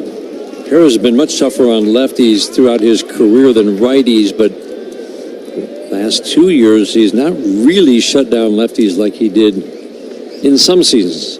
Not all, but some seasons earlier in his career. Riley has struggled against lefties this year. Had a good at-bat last night against a lefty. 2-1 curveball bounces. 3-1. Wenzel Perez is waiting on deck. All I can think of is, Dan, something, the conversation we had with Riley earlier on in the years, facing Cade Smith.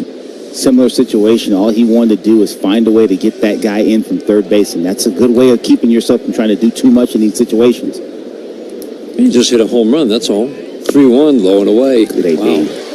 Perez didn't have a whole lot of interest in throwing him a strike, just trying to get him away to chase, and he never did.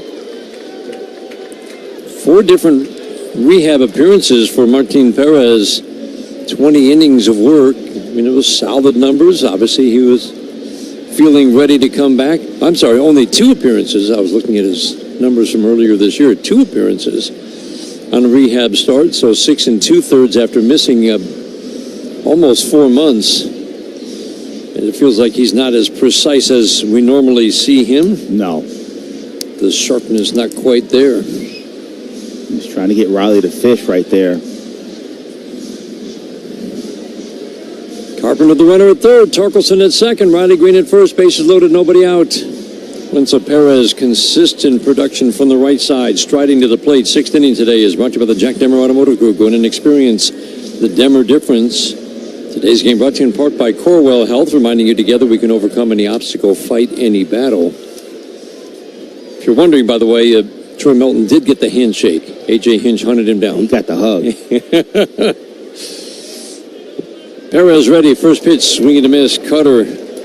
A wild swing. You don't see that from Wenzel Perez very often. Spun himself all the way around in that right-handed batter's box. These are tough at-bats for right-handed hitters against Perez. Like I said, loves to pound that cutter in, then he'll try to run that two-seamer back over from that front hip. The strike one, swinging a fly ball, left center field. That one's deep. Robert Jr. on the run, tracking it. He's going to reach out, make the catch, bump into the wall, hang on. Carpenter tags and scores. Torkelson to third. Good swing for Wenzel Perez. He can't believe he didn't get a double out of it, but it's a sacrifice fly, and the Tigers take a 1-0 lead in the 6th. That's the kind of stuff that intrigues people about Luis Robert Jr.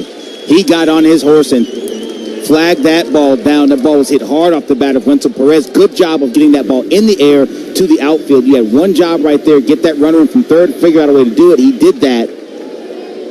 That's the best catch we've seen him make. That is by far the best catch I've seen him make. No question. And it's one of those old scouting axioms, Dan. You know, he hasn't played well in front of our eyes, but just because you don't see it happen doesn't mean it doesn't happen. And there was demand for him at the deadline. The White Sox hung on to him, and those are some of the reasons why right there. Brings up Javi Baez. First pitch. Cutter backs him away. Wenzel Perez was past first base. looking out to the outfield in disbelief. Like, well, that wasn't a hit? How was that not a hit? Most center fielders don't make that play. No. The 1-0. Fastball middle for a called strike. Middle of the infield and double play depth.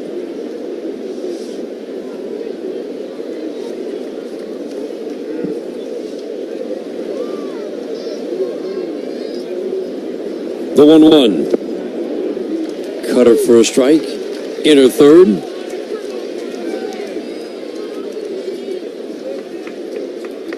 Montgomery and Sosa, pretty good double play combination. They turn the double play well. Sosa's very good on the pivot. Perez works third base side. The 1-2. Swing and a miss. Changeup down. Tigers missed a big opportunity in the game last night, second and third, nobody out early in the game. Could not get more than one run. Bases loaded, none out. That should set up at least an inning with a crooked number. And now up to Jahmai Jones to deliver the big hit. Contact can be your friend. AJ talks about that all the time. Very much situation dependent. Yeah. But that's where you'd like to see contact.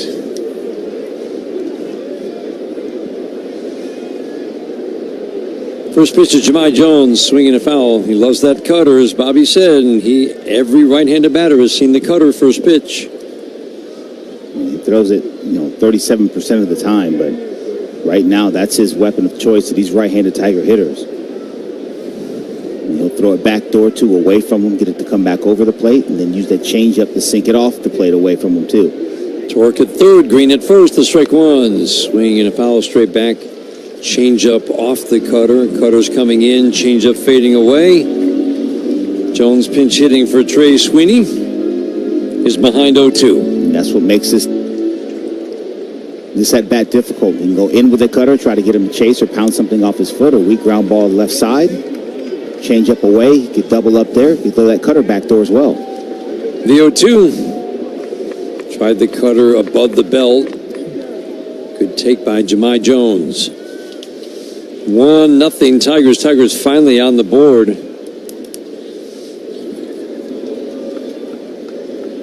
First run of the day comes in the 6th inning. First time Tigers have had a runner past first base. The 1-2.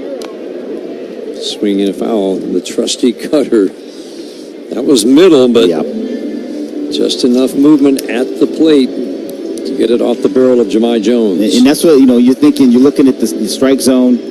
That ball was middle. How come he didn't crush that ball? It was 88. When that action on that cutter is so late with Perez, that it happens so late, it causes you to miss it or to foul it off.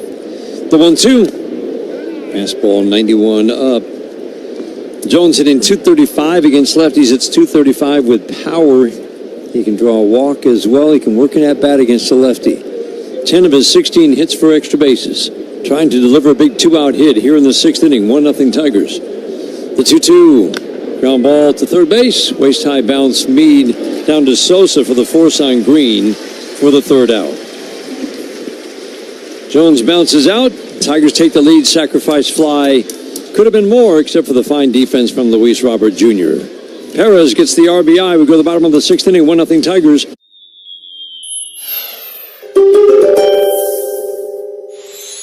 You like to stay humble about your undeniable skills, Taurus, so you haven't been overly focused on your terrific stats this season. You might be concerned that celebrating your success will jinx you for the future, but it'll actually give you more motivation to pursue a possible career season.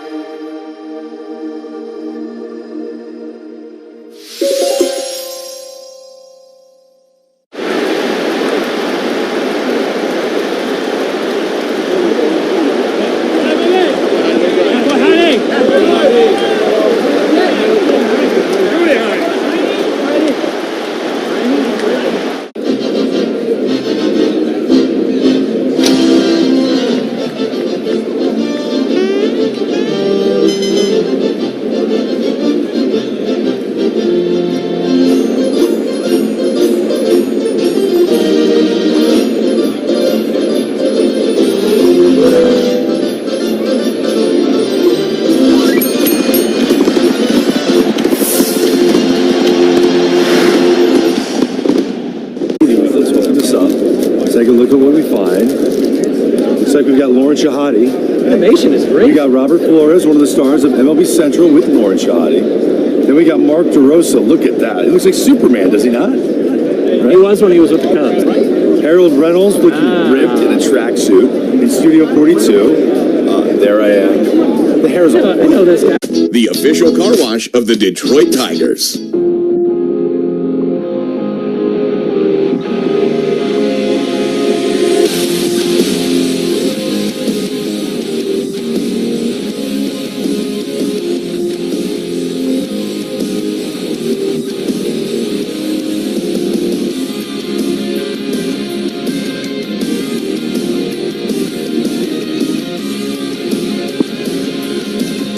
Tigers take a 1-0 lead. Sawyer Gibson Long on the mound. A.J. Hinch elects to kind of do something he doesn't do very often. 2 for 1. Yeah. Jahmai Jones pinch hit for Sweeney. We thought maybe that would push Javi Baez to shortstop, but instead Zach McKinstry comes in to play short. Javi stays in center field.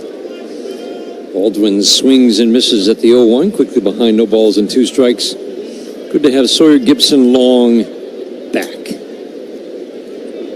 He takes over after 5 terrific innings from Troy Melton. From the full windup, first base side of the rubber, the 0-2. Got him. Beauty of a fastball. Brooks Baldwin takes for a called third strike. Sawyer Gibson Long went on the IL after making just a few appearances, 5 games, 2 starts, and 23 innings of work. The upside remains high for Sawyer Gibson Long.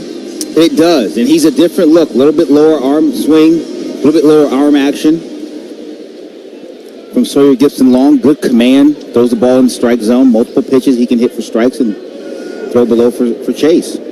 First pitch slider strike. Curtis Mead batting. 6th inning brought to you by the Jack Demmer Automotive Group. When and experience the Demmer difference. Check some scores in a moment. The strike 1. Sliders swing and a miss. That already looks like a sharper pitch than what we saw earlier. No doubt. It was rolling before. That's pretty sharp. 4-seam fastball, slider, changeup, sinker, and a cutter for Gibson Long.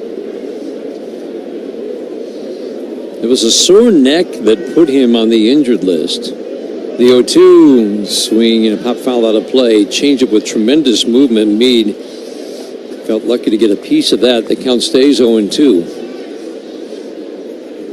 Second rehab start, he got knocked around. He wasn't feeling quite right, and that's when they kind of pulled him back from the rehab assignment. Took a little time off. Last 2 times out have been very good. The 0-2 line drive, base hit into center. Fastball center cut. Mead on an 0-2. Those are the ones you just hate to give up. 0-2 fastball middle. Yeah. Mead didn't miss. If you locate a pitch on 0-2, I mean, you don't want to give up 0-2 hits, but if you locate a pitch, but when you spin one right down the middle, that is definitely not where you wanted that ball. And Mead took advantage. He really let him off the hook right there. Pitching change brought to you by Southeast Michigan Ford dealers. Think Ford first. Lineup turns over. Kyle Teal on the leadoff spot today. First pitch, cutter. That's a sharp cutter. He grounds it foul down the first base line. 89 on the hands of a left-handed batter. Scoreboard from the 1-800-CALL-SAM Studios. St. Louis. There are several afternoon games on this Wednesday. It's funny, it's either a Sunday or a Wednesday or a Thursday when you have a day game. I had both on my mind today. It's Sunday, right? No, wait. It is Wednesday.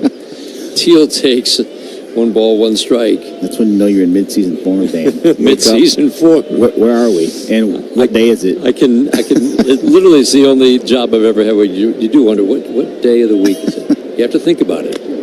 Line drive on 1 soft hop to second base. Torres down to McKinstry. Back to Torkelson. Beautifully turned. 4-6-3. Inning-ending double play. Teal runs well, and they got him easily at first base. We head to the 7th inning. 1-0. Tigers on top on the Detroit Tigers Radio Network, presented by Meyer. If you're looking for a meaningful career with lots of room to grow, both professionally and personally, consider UWM. Gosh, we've gone to Sea Dogs games since we were kids. I've been coming to see the Sea Dogs for the last 30 years. Great experience. Everybody here is just bends over backwards to help people out and wish the world was like it is right here at the ballpark. We've always wanted to be more than just a baseball team. We want to be strong, active, contributing members of the community. And I think that effort is seen by the people and the fans, and they want to support that effort.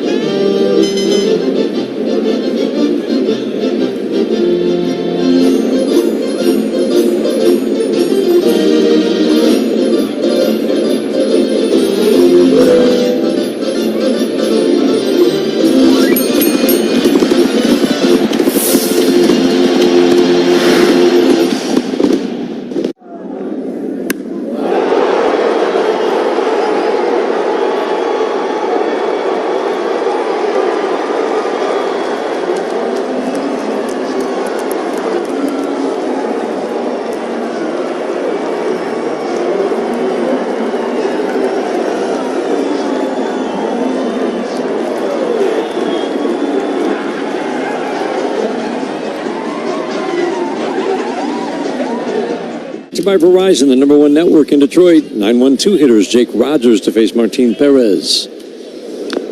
First pitch, cutter. What else? Softly tapped, foul down the third baseline. Both starters were excellent in this game. Shane Smith, no runs on 2 hits, 3 walks, and 5 strikeouts in 5 innings for Chicago. Changeup misses low and away, and Troy Melton, again, he had not started in a couple of weeks. So we figured he was on a low pitch count, and again, the number of ups does matter. Brilliant in 5 innings today, the 1-1. Shot fair down the third baseline. Oh my goodness. Last Diaz pointed fair, and then he pointed foul. Which is it? Which ruling stands? The first one or the second one? I'm going to go with the second one because everybody stopped. I mean, no way for us to tell from the angle we have from our first look at our FanDuel Sports Monitor. I'm not sure what he's doing with his left arm. I think he's trying to get out of the way, honestly. It looked foul. But I think he's just trying to get out of the way of that. His initial move was to... His initial move was the left arm pointing fair. Right. Didn't get a good look because there are no cameras right down the line. Dan, how do you feel about that? You know, I'm just not sure the technology is available, Bobby. Don't they have this? That's what they use in tennis, right? I just don't think it's possible. Goal line technology. I don't think it's possible to put a camera on the line. Okay. Swing and a miss on a changeup away. Jake Rogers, after getting robbed of a double, strikes out for the first out here in the 7th inning. Yeah, you couldn't possibly do that. They don't have any money. Can't afford it. We have looked at not one replay actually shows. I do think it shows the ball as it goes by the base. The camera's going up. But I do think it was the correct call. Not reviewable when it's in front of the umpire. Curveball away. Colt Keith swings. Andy Banez, pinch hitting for Colt Keith, swings and misses.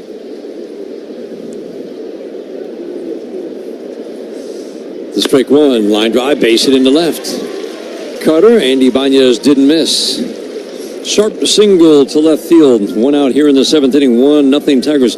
Final line brought to you by Figer Law. All they do is win. Melton again. 5 innings, no runs, 1 hit, no walk, 6 strikeouts. He was perfect through 4. He gave up a leadoff double in the 5th, and then he struck out the side.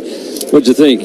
Oh, fantastic. I mean, this is one of those things. Do you stretch him out again? Do you put him back in the rotation? I'm not sure how that will work, but boy, that's to have a guy that can have that kind of command and swing and miss stuff, command of the fastball, command of a couple breaking pitches, use a split.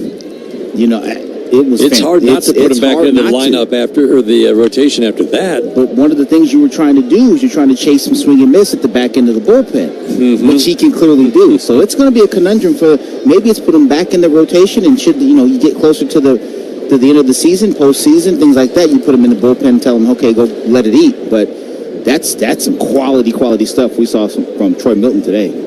Strike one, away, snap throw to first. Ibanez back with a head-first slide. Torres at the plate, 0 for 3 today. He's had a quiet series, 1 for 12. Just doesn't go many games without a big hit mixed in there somewhere, or getting on base with a walk mixed in there somewhere. Facing the lefty, Martin Perez, the 1-1. Backdoor cutter for a called strike. Thinking about a conversation that we had with Troy Milton on the homestand, where he was talking about, I'm still getting used to learning how quickly can I warm up when I get the phone call. Away, he said, I found I could do that pretty quickly, but also you have to figure out ways to keep your pitches sharp. Yeah. When you're a reliever, you're not getting on the mound very often. That's the hardest thing for any reliever, and that's what you're going through with Tommy Kahnle right now. We can't really throw a whole bunch of bullpens between outings, because you can't do that, because you might need a pitch that day. 2-2, swinging a ground ball to third base, waiting for the hop. Meade will fire down to Sosa for one. Relay back to first, not in time. Bang, bang at first base. Soft ground ball. Tigers still have life here in the 7th inning. And that'll extend the inning for Kerry Carpenter. Slow developing play. It really was. That should have been too. It really should have. Meade could have been a little bit more aggressive getting to the baseball initially. And that half step is what allowed Gleyber Torres to be safe.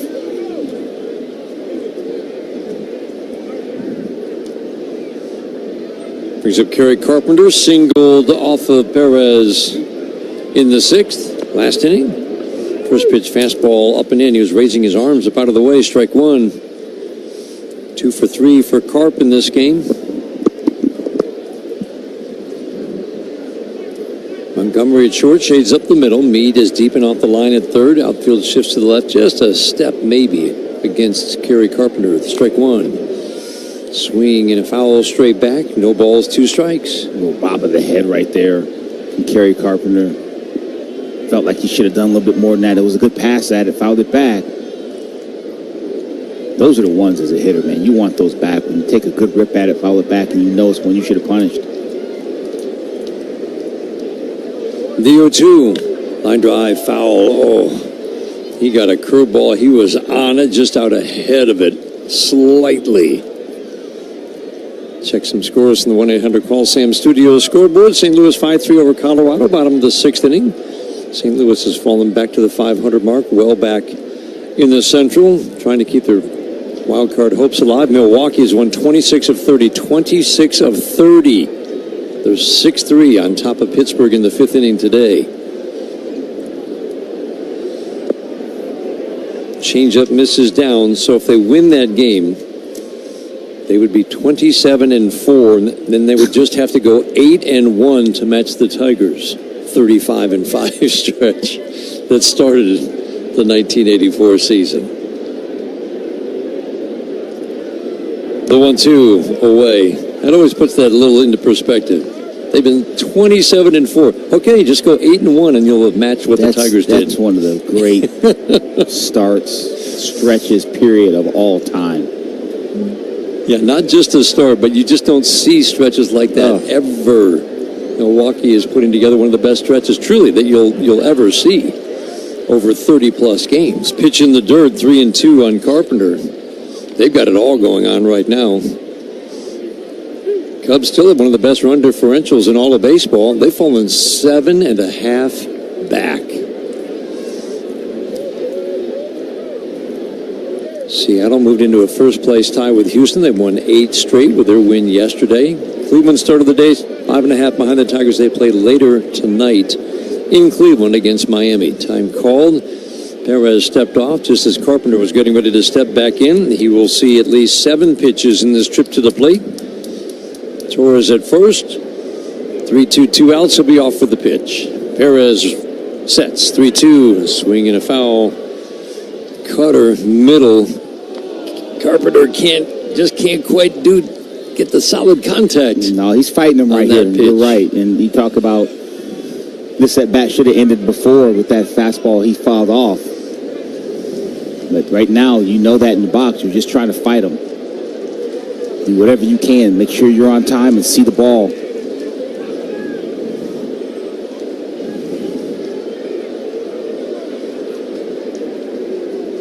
Carpenter digs back in. Perez gets the sign on the pitch count from his catcher, Carroll, working third base side. Torres again off of the pitch, the 3-2. Swing and a miss. He beat him with a fastball up and in. Eighth pitch of the at-bat. Carpenter strikes out. Tigers get a base runner, no more. Seventh inning stretch time in Chicago, brought to you by DTE. Manage your energy use and save. Go to DTEnergy.com/save energy. 1-0 Tigers at the stretch.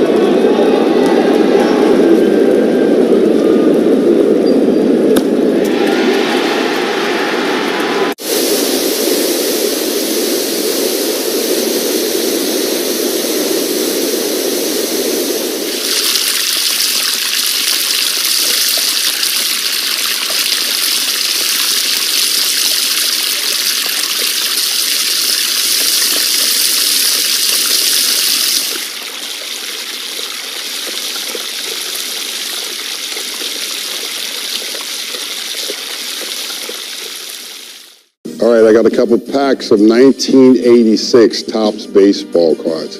Let's open them up and see who's in here. I love the bubble gum. Oh my. Tom Seaver, but with a White Sox uniform on.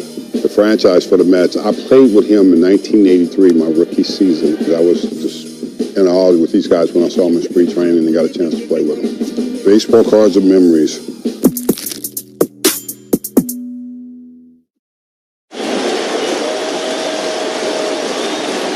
McLaren's expert team can help you move better and feel better. Get the care you deserve at McLaren.org.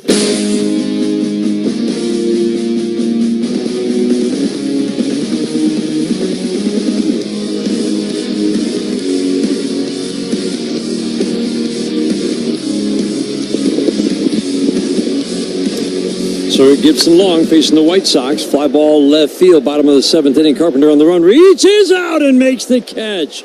Whoa! Just in the tip of his glove, Lenin Sosa robbed of a hit to start the game last night. Robbed of a hit, Kerry Carpenter. Two beautiful running catches, one in right, one in left the last 2 days. Yeah, nice job by Kerry Carpenter making that adjustment. Wasn't the best route. Started over a little bit flat, had to bow it back out. Made the adjustment and flagged it down. That's a good catch to his glove side. Yeah, that's the thing you appreciate. Went over, that's the mistake. Made the correction. That's right. Made the play. Colson Montgomery takes an 89-mile-an-hour fastball for a called strike. That's not the normal fastball from Sawyer Gibson Long. Just off the injured list. Line drive into center field. Sinking Baez will come in, make the catch. Waist-high grab of a sinking line drive. Colson Montgomery lines out. 3 pitches, 2 outs, 2 line drives, 2 nice running catches. Yeah, good decision here by Javi. Read the ball off the bat very quickly and just drove on it. Made that look easy. He was shaded in that right center field gap. Had to go to more straight center field to get it. An excellent play. 2 up, 2 down. Sawyer Gibson Long working in relief of the starter Troy Melton. Now Jake Rogers wants to head out before Luis Robert Jr. strides to the plate. 1-0 Tigers. Let's pause for station identification on the Detroit Tigers radio network.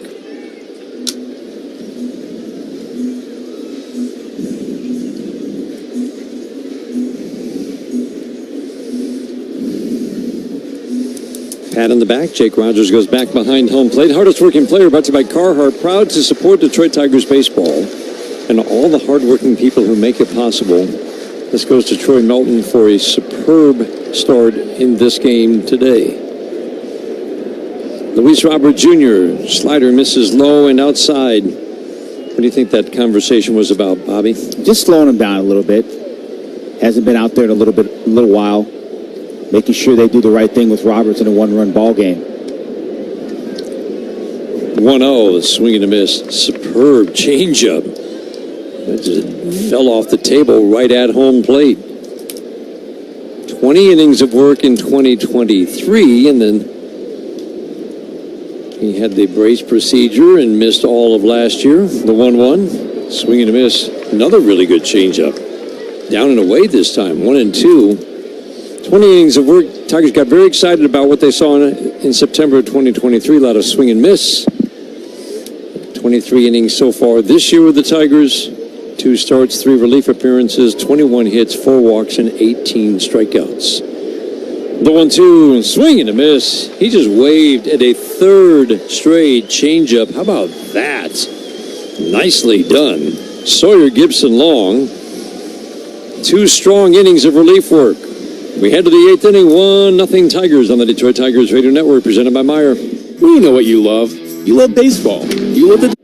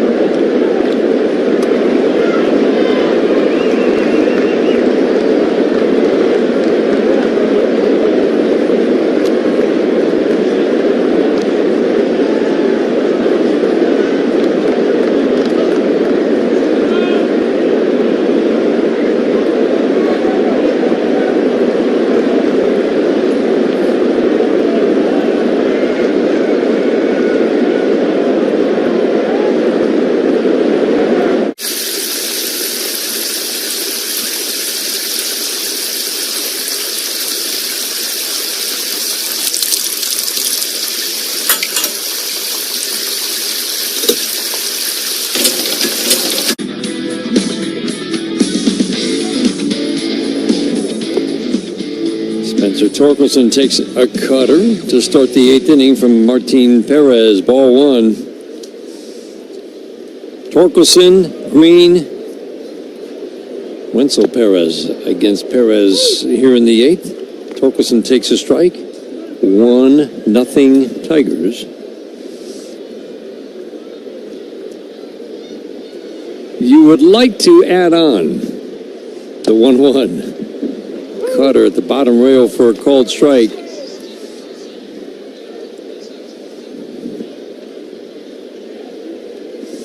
Tigers have 1-0 win this year. 2 1-0 wins. I thought they had 2. 2 1-0 wins, but they're rare. Change up away. It can happen, but add on run or 2 would certainly change the feel of this game. Perez works over on the third base side of the rubber. Full windup for the starter. 2-2, swing and a miss. Change-up's been a real weapon for him. Got Carpenter last inning, Torkelson this inning. And now he certainly looks, first 3 reached against him. Now he's retired 7 of the last 8 batters. Martin Perez knows how to pitch. He's figured out that changeup as a weapon for him, and he's going back to it over and over again. Over and over. Riley Green takes fastball strike, inner half. 1 run, 5 hits for the Tigers, no runs, 2 hits for the White Sox. They've had 2 base runners, a double for Luis Robert Jr. against Melton, And then a single by Meade. He was erased on a double play. Green swings, fouls it to the screen. Another fastball. Locating the 91-mile-an-hour sinker with precision right now. Montgomery at short, shades up the middle. Meade is deep and off the line, basically where a shortstop would normally be. Outfield plays Riley to go the opposite way slightly. Change up. Carroll thought he had strike three. Riley takes it, is ball one. I think there's been a very accurate strike zone for Dan Bellino. No, he's had a good day, for sure. Really good day. He's had a good day. No gripes either side. Perez, the lefty, delivers the 1-2. High pop-up. On the infield, everybody charging behind the mound. Who's going to take charge? Montgomery, the shortstop, will. On the grass, just to the left of the mound, behind it. Green pops out. That's a high sky today. Yes, it is. I mean, that ball went up. I lost it. That feels like the old Arizona spring training right there. Not a cloud in it, and just keeps on going. And as an infielder, he can just go up and disappear. Yeah, he literally can. You've seen it happen. You see it happen every year, especially in spring training in Arizona. Wenzel Perez takes first pitch cutter at the belt for a called strike one. Didn't like the call, but it was right there. Every Tigers home run this year is a Little Caesars Pizza home run or online for delivery or Pizza Portal pickup. Righties have had a sizable edge against this lefty the last 2 years. Sinker away, swing and a miss. I'm impressed. Perez has gotten on a roll. Perez took him deep to left center. Bases loaded, none out, sixth inning. Looked like he hit a ball to the wall, and he had. But it was going to clear the bases until Luis Robert Jr. hunted it down with a fine running backhanded grab. One step from the wall, the 0-2. Cutter high and outside. 1-0 Tigers are in the eighth inning. Sosa at second, shades up the middle. Montgomery shades a step toward the hole at shortstop with Meade just a couple of steps off the line at third. Outfield straight up. The 1-2. Going away. Change up. And so Perez not tempted. So 0 for 1. Sacrifice fly and a walk today. 1 for 8 in the series. Like that swing he had against Perez last time up. The 2-2. Shot. Foul. Got another cutter. I think that's what he hit out to the outfield last time. It was. And he's on it right now. He did a nice job beating that cutter to the spot with your hands inside the ball. You can't just throw the barrel at those cutters. You got to have a good path, especially the ones in, to keep them fair. The 2-2 again. Swing and a foul. Cutter on the outer third. He moves it in. He moves it out. He moves it way in. He moves it out again. That's a good foul. It's a good battle. Good fight right here by Wenzel Perez. He'll see at least 7 pitches in this trip to the plate. Again, the 2-2, way up and away.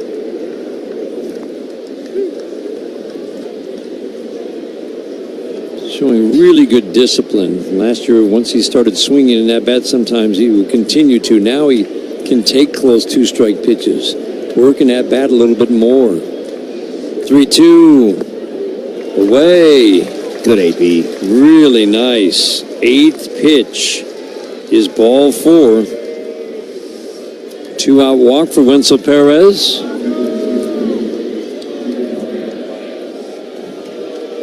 The other Perez on the mound, veteran, lefty. Not all lefties stop the running game, and he's kind of been up and down in his career, but he stops the running game last couple of years. Javi Baez takes first pitch fastball, strike 1. Steven Wilson, a righty, is up and throwing in the Sox bullpen. Tigers trying to add to a 1-0 lead. We're in the 8th. The strike 1. Just cutter away.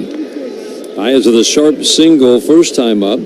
Struck out in his second at-bat against Smith. And then struck out against Perez with runners at first and third. Last time up, that was in the 6th inning. The 1-1. Swing and a pop-up. Foul and down the right field line. Pitcher's pitch. That's a cutter away, 1-2. I know this is a situation where Martin Perez stops the running game a little bit, but why not take a chance right here? Go first move. Maybe he bounces one in the dirt. Maybe he gets a tough pitch to throw on. The 1-2. Slide step to the plate, so that stops the running game. Not going anywhere on that one.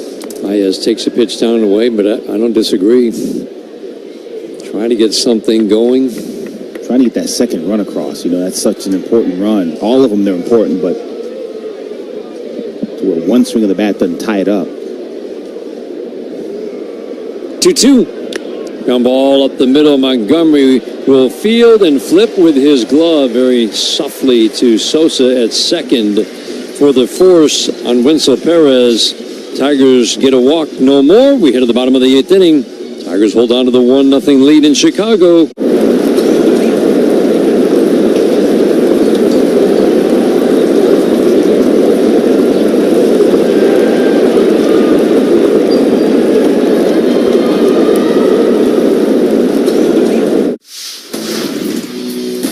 Some overnight oats right before the game. My teammates look at me like, what are you doing, dude? My mom's cooking, probably. She makes some good. She's got a tuna fish casserole. That's pretty good. I went 5 for 5. I need to eat the same thing. Last time, Saturday, I ate arepa with eggs, and then next day, I got to eat arepa with eggs. So my mom make it for me, and then when my mom is with me, everything's good. I save a lot of money. Estamos lindos.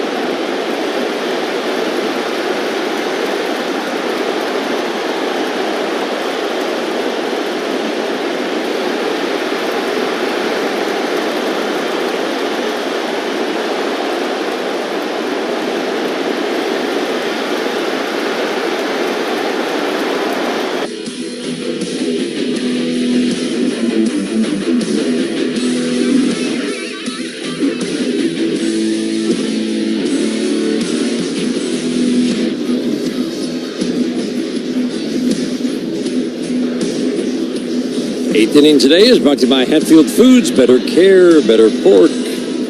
Kyle Finnegan takes over on the mound in the 8th inning. We saw Kyle Finnegan in a 1-1 game in the 8th inning. Game 1 of this series on Monday night. Fastball up and away. We figured at the time, Bobby, that the Tigers, AJ was going to use him for 2 innings. Right. He had an 11-pitch 8th inning. Torkelson hits the home run. Probably would have come out for the bottom of the 9th inning, except there was a 1-hour rain delay. 1-0. Splitter misses high. 2-0 on Andrew Benintendi. You feel like this is probably a similar situation. I think so. I mean, with Torque hit that home run with 2 outs in the 8th, and there was nobody getting hot. So likely 2-0, swing and a miss. Pitched that 2nd inning, and I think you're in the same situation right here. Used Will Vest last night. I'm sorry, 2 nights ago. But either way, could be a two inning appearance for Finnegan right here. Yeah, this feels like this right now is his get the last 3 outs guy. If you don't want to call him a closer, it's all right. He's a guy that AJ wants to get the last 3 outs of a game.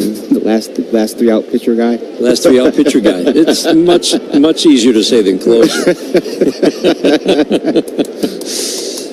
The 3-1 to Benintendi, swinging a soft ground ball foul. He has been very efficient with his pitch counts, and he's going an inning and a third, and he did 18 pitches. His last 3 outings, all 1 inning, 2 saves, and then that 8th inning appearance the other day, 13 pitches, 10 pitches, 11 pitches. This will be the 6th pitch of this at-bat. Rare long at-bat. The 3-2, up and away.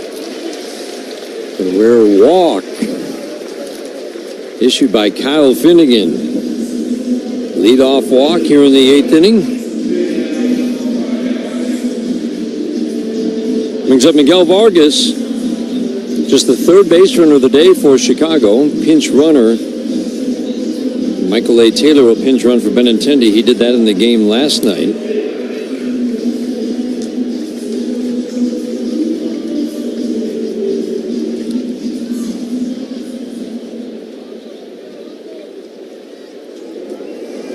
Vargas again better against righties. Kyle Finnegan's righty-lefty, about the same. Holds it for an extra beat. First pitch, fastball middle for a strike. Snap throw down to first. Taylor back with the head first slide. Vargas showed bunt and took a fastball middle. I guess he wasn't really going to bunt. That's odd right there, especially in this situation. Anya's in at third. Right up to the edge of the cutout. Ground ball chopped to short. McKinstry backs up, plays the hop down to second. One Torres throw to first, not in time. Torres couldn't get a lot on the throw. I don't think, even if he had gotten a good grip and a stronger throw, I don't think they were going to double up Vargas, who runs well. No, and part of it was because of how that ball was hit. That second hop was close to the infield grass, in the dirt. It was a long hop. Zach couldn't come get it, had to lay back on it. And when that happens, it was going to take an extraordinary turn at second by Glaber to turn that ball. And Vargas gets down the line too well for all that. But they get the force at second base. One out here, bottom of the eighth.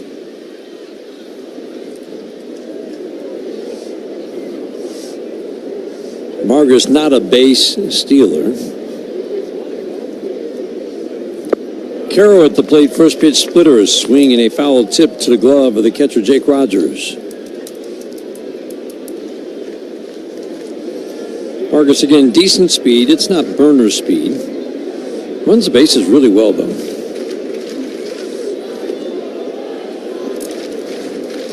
The strike one of the switch hitting Carroll. Fastball, strike two. This is what we've gotten used to seeing. It was rare to see Finnegan fall behind a hitter 3-1 and then walk a hitter like we saw him do with Benintendi.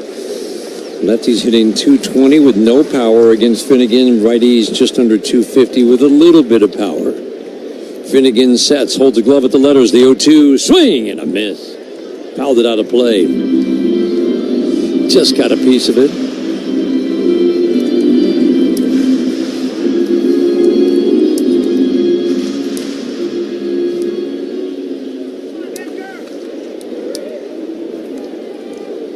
Man on the man out, 1-0 Tigers in the eighth inning. Finnegan sets, working third base side, holds it for an extra beat, and two. The 0-2. Oof, 97, just a little bit low. He just wanted that one. That was a good pitch by Finnegan, right below that bottom ledge there. Correctly called. Yeah.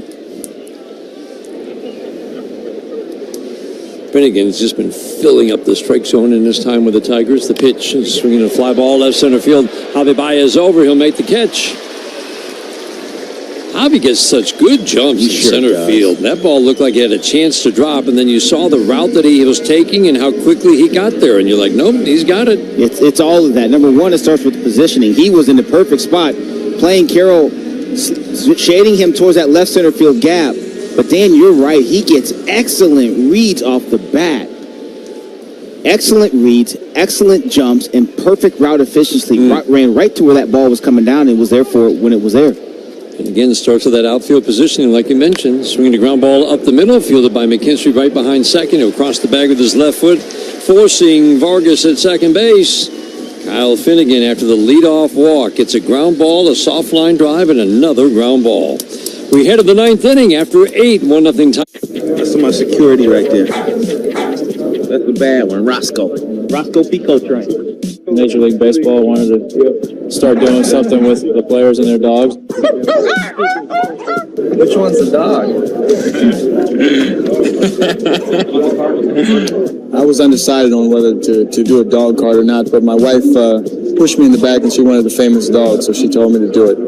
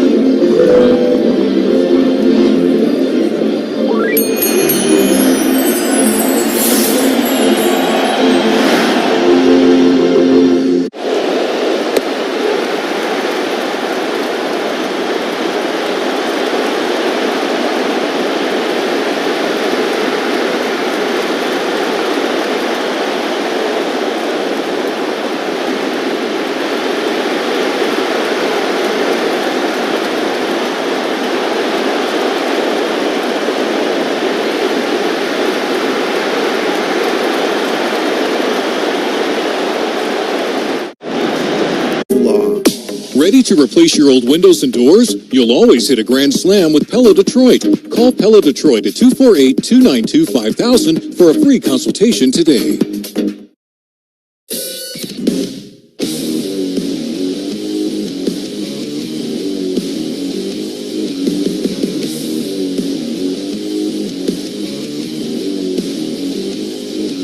This copyrighted broadcast presented by authority of the Detroit Tigers may not be reproduced or retransmitted in any form, and the accounts and descriptions of this game may not be disseminated without the express written consent of the Detroit Tigers.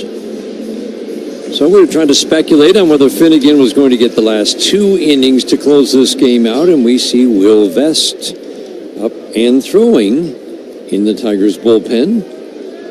Speculating that because right now it does feel like AJ is using Finnegan, well, he has so far in the closing situation. Ground ball to second base. Zach McKinstry batting for the first time tonight. First pitch swinging, grounds out against the lefty Perez. That's the end of the day for Martin Perez. They have to be thrilled. He's been on the injured list since mid-April. He comes back. First 3 reads, single, double walk, and then he allows just 1, 2 base runners, the next 12 batters. Could be back in the Sox rotation in the not-too-distant future. Get some hugs from his teammates before he leaves the mound. Sox go into their bullpen. Base is empty, 1 out, 9th inning, 1-0 Tigers. And while they make the change, we'll pause for these words on the Detroit Tigers Radio Network. A snack that Freddie cannot resist. I would have to say chips and guacamole. Organic mango, yeah. Is that because of the strong Dominican contingent in the major leagues, bro? Has anybody ever struck out and gone crazy and smashed the cooler full of mangoes? No, our team's not really into smashing each other's stuff, I guess. Are you a seasoning guy? You like to drown your stuff in dips and sauces? No. Gotta watch my figure. And it looks great, brother. I appreciate it. Very sexy man. Yeah, Let's go, Freddie Freeman, ladies and gentlemen.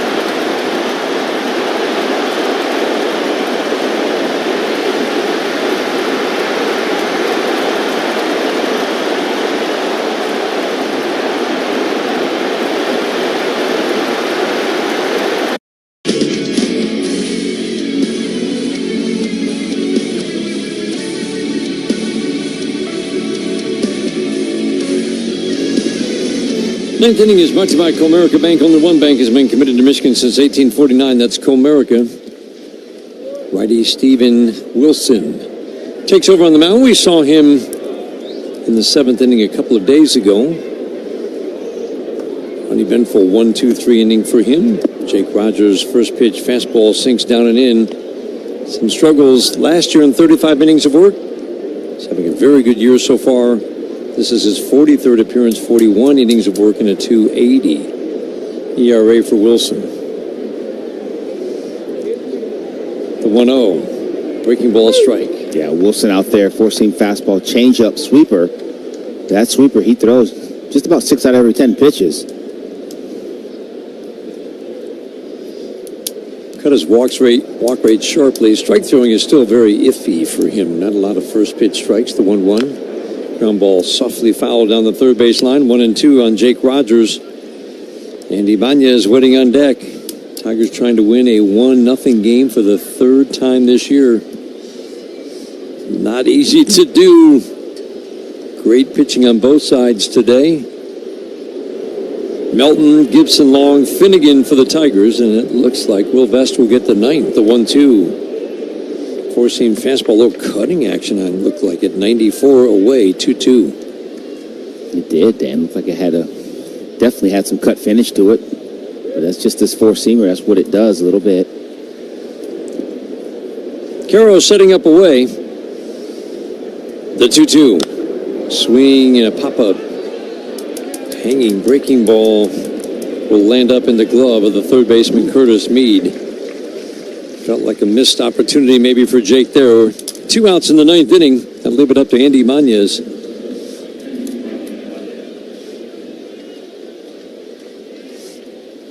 Wilson has a big right-left split. He's much tougher on righties.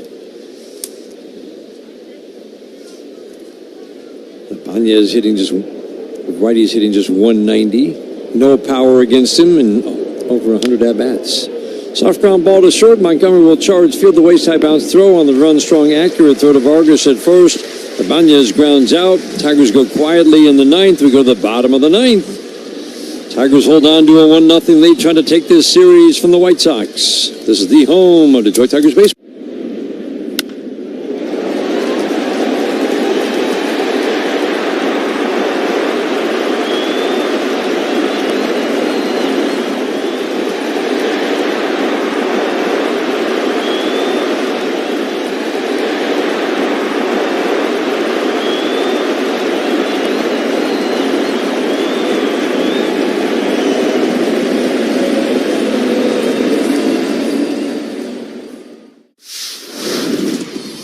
I was so inspired by what you were making that I want to do my own all-star ballpark bite, but I'm thinking we take some of that brisket that you make, and I'm going to do like a little slider.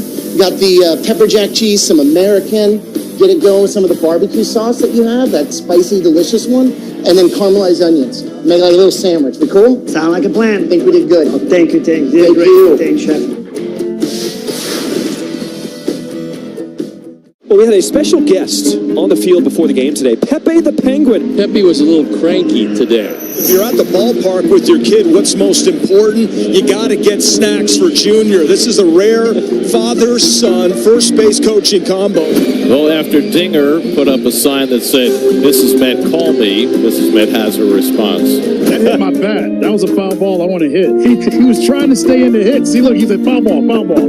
He didn't want to go down to first base. He wanted to hit. And benefits consultant. For every Tigers home run, Ashley, the official furniture and mattress provider of the Detroit Tigers, donates up to $500 to nonprofits supporting Michigan kids. Go to Will Vest takes over on the mound, bottom of the 9th inning. 9-1-2 hitters, Mead, Teal, Sosa against Will Vest. First pitch, fastball low and away.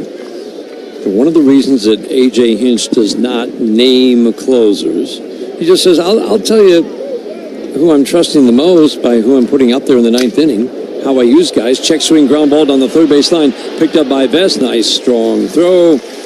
Well, it took a little off it. Spencer Torkelson at first, one up and one down. But, Bobby, it's also because he always wants that flexibility of using the guy who's at the moment maybe the closer in the 8th inning if it's the best matchup, if it's the best pocket of hitters for him. And that's what it feels like is happening today. 100%. You know, he likes the Mead, Teal, Sosa, potentially Montgomery pocket for Will Vest better than he does for Cal Finnegan. Fastball, swing, and a miss. And the Tigers feel like Will Vest is getting back on track after a 7-outing stretch where he gave up 11 hits in 6 innings when he'd been almost unhittable. Last 3 outings have been strong. 1 hit in 3 1/3 with 3 strikeouts and no walks. It was about fastball location.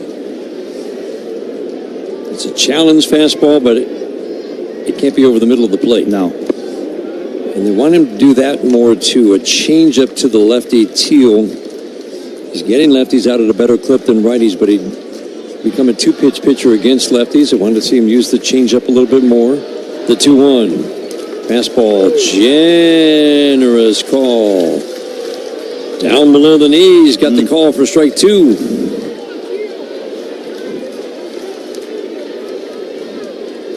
Credit Jake Rogers. The 2-2. Fastball away, 97, steady velocity. 49th appearance of the year for Will Vest. Comes in with a 2.60 ERA, walk rate right around 2.5 per 9. Strikeouts are up from 8 to 10 per 9. Working from the stretch middle, 3-2, got him. Fastball frozen with terrific movement, inner third. That's an absolute dart down and in. Woo. And quite frankly, I'm not sure what Teal was looking for right there. It looked like it almost looked by the way he took that as if he was sitting soft. Which you can't beat. It's just the one place you can't get beat right there is fastball in, especially late in the game in 2 strikes. You got to be able to foul that off or something just to get another day, live another day. 2 outs in the 9th. First pitch slider to Lenin Sosa. He's hit 2 balls hard the last 2 days. Both have been hauled in. Once by Martin Perez, or by Wenzel Perez yesterday. Today, Kerry Carpenter, nice running catch to the gap last time up. The 1-0. Fastball inner third for a called strike. 1-0 Tigers in the bottom of the 9th inning. 2 outs, bases empty. Will Vest trying to close it out. The 1-1, swinging a high fly ball, right center. Wenzel Perez waving his arms, and he makes the catch. Tigers win. Great pitching in both wins today. Troy Melton getting a spot start, shines through 5. Gibson, Long, Finnegan, and Vest close it out. The only run of the day, scoring on a sacrifice fly from Wenzel Perez back in the 4th. Tigers take the series in Chicago. Great pitching to close it out on a beautiful sunny afternoon on the south side. Our final score, the Detroit Tigers 1 and the Chicago White Sox 0. At Comerica Bank, we're creating opportunity for small businesses to make it big. Big like hearing your small business featured in a radio ad for free.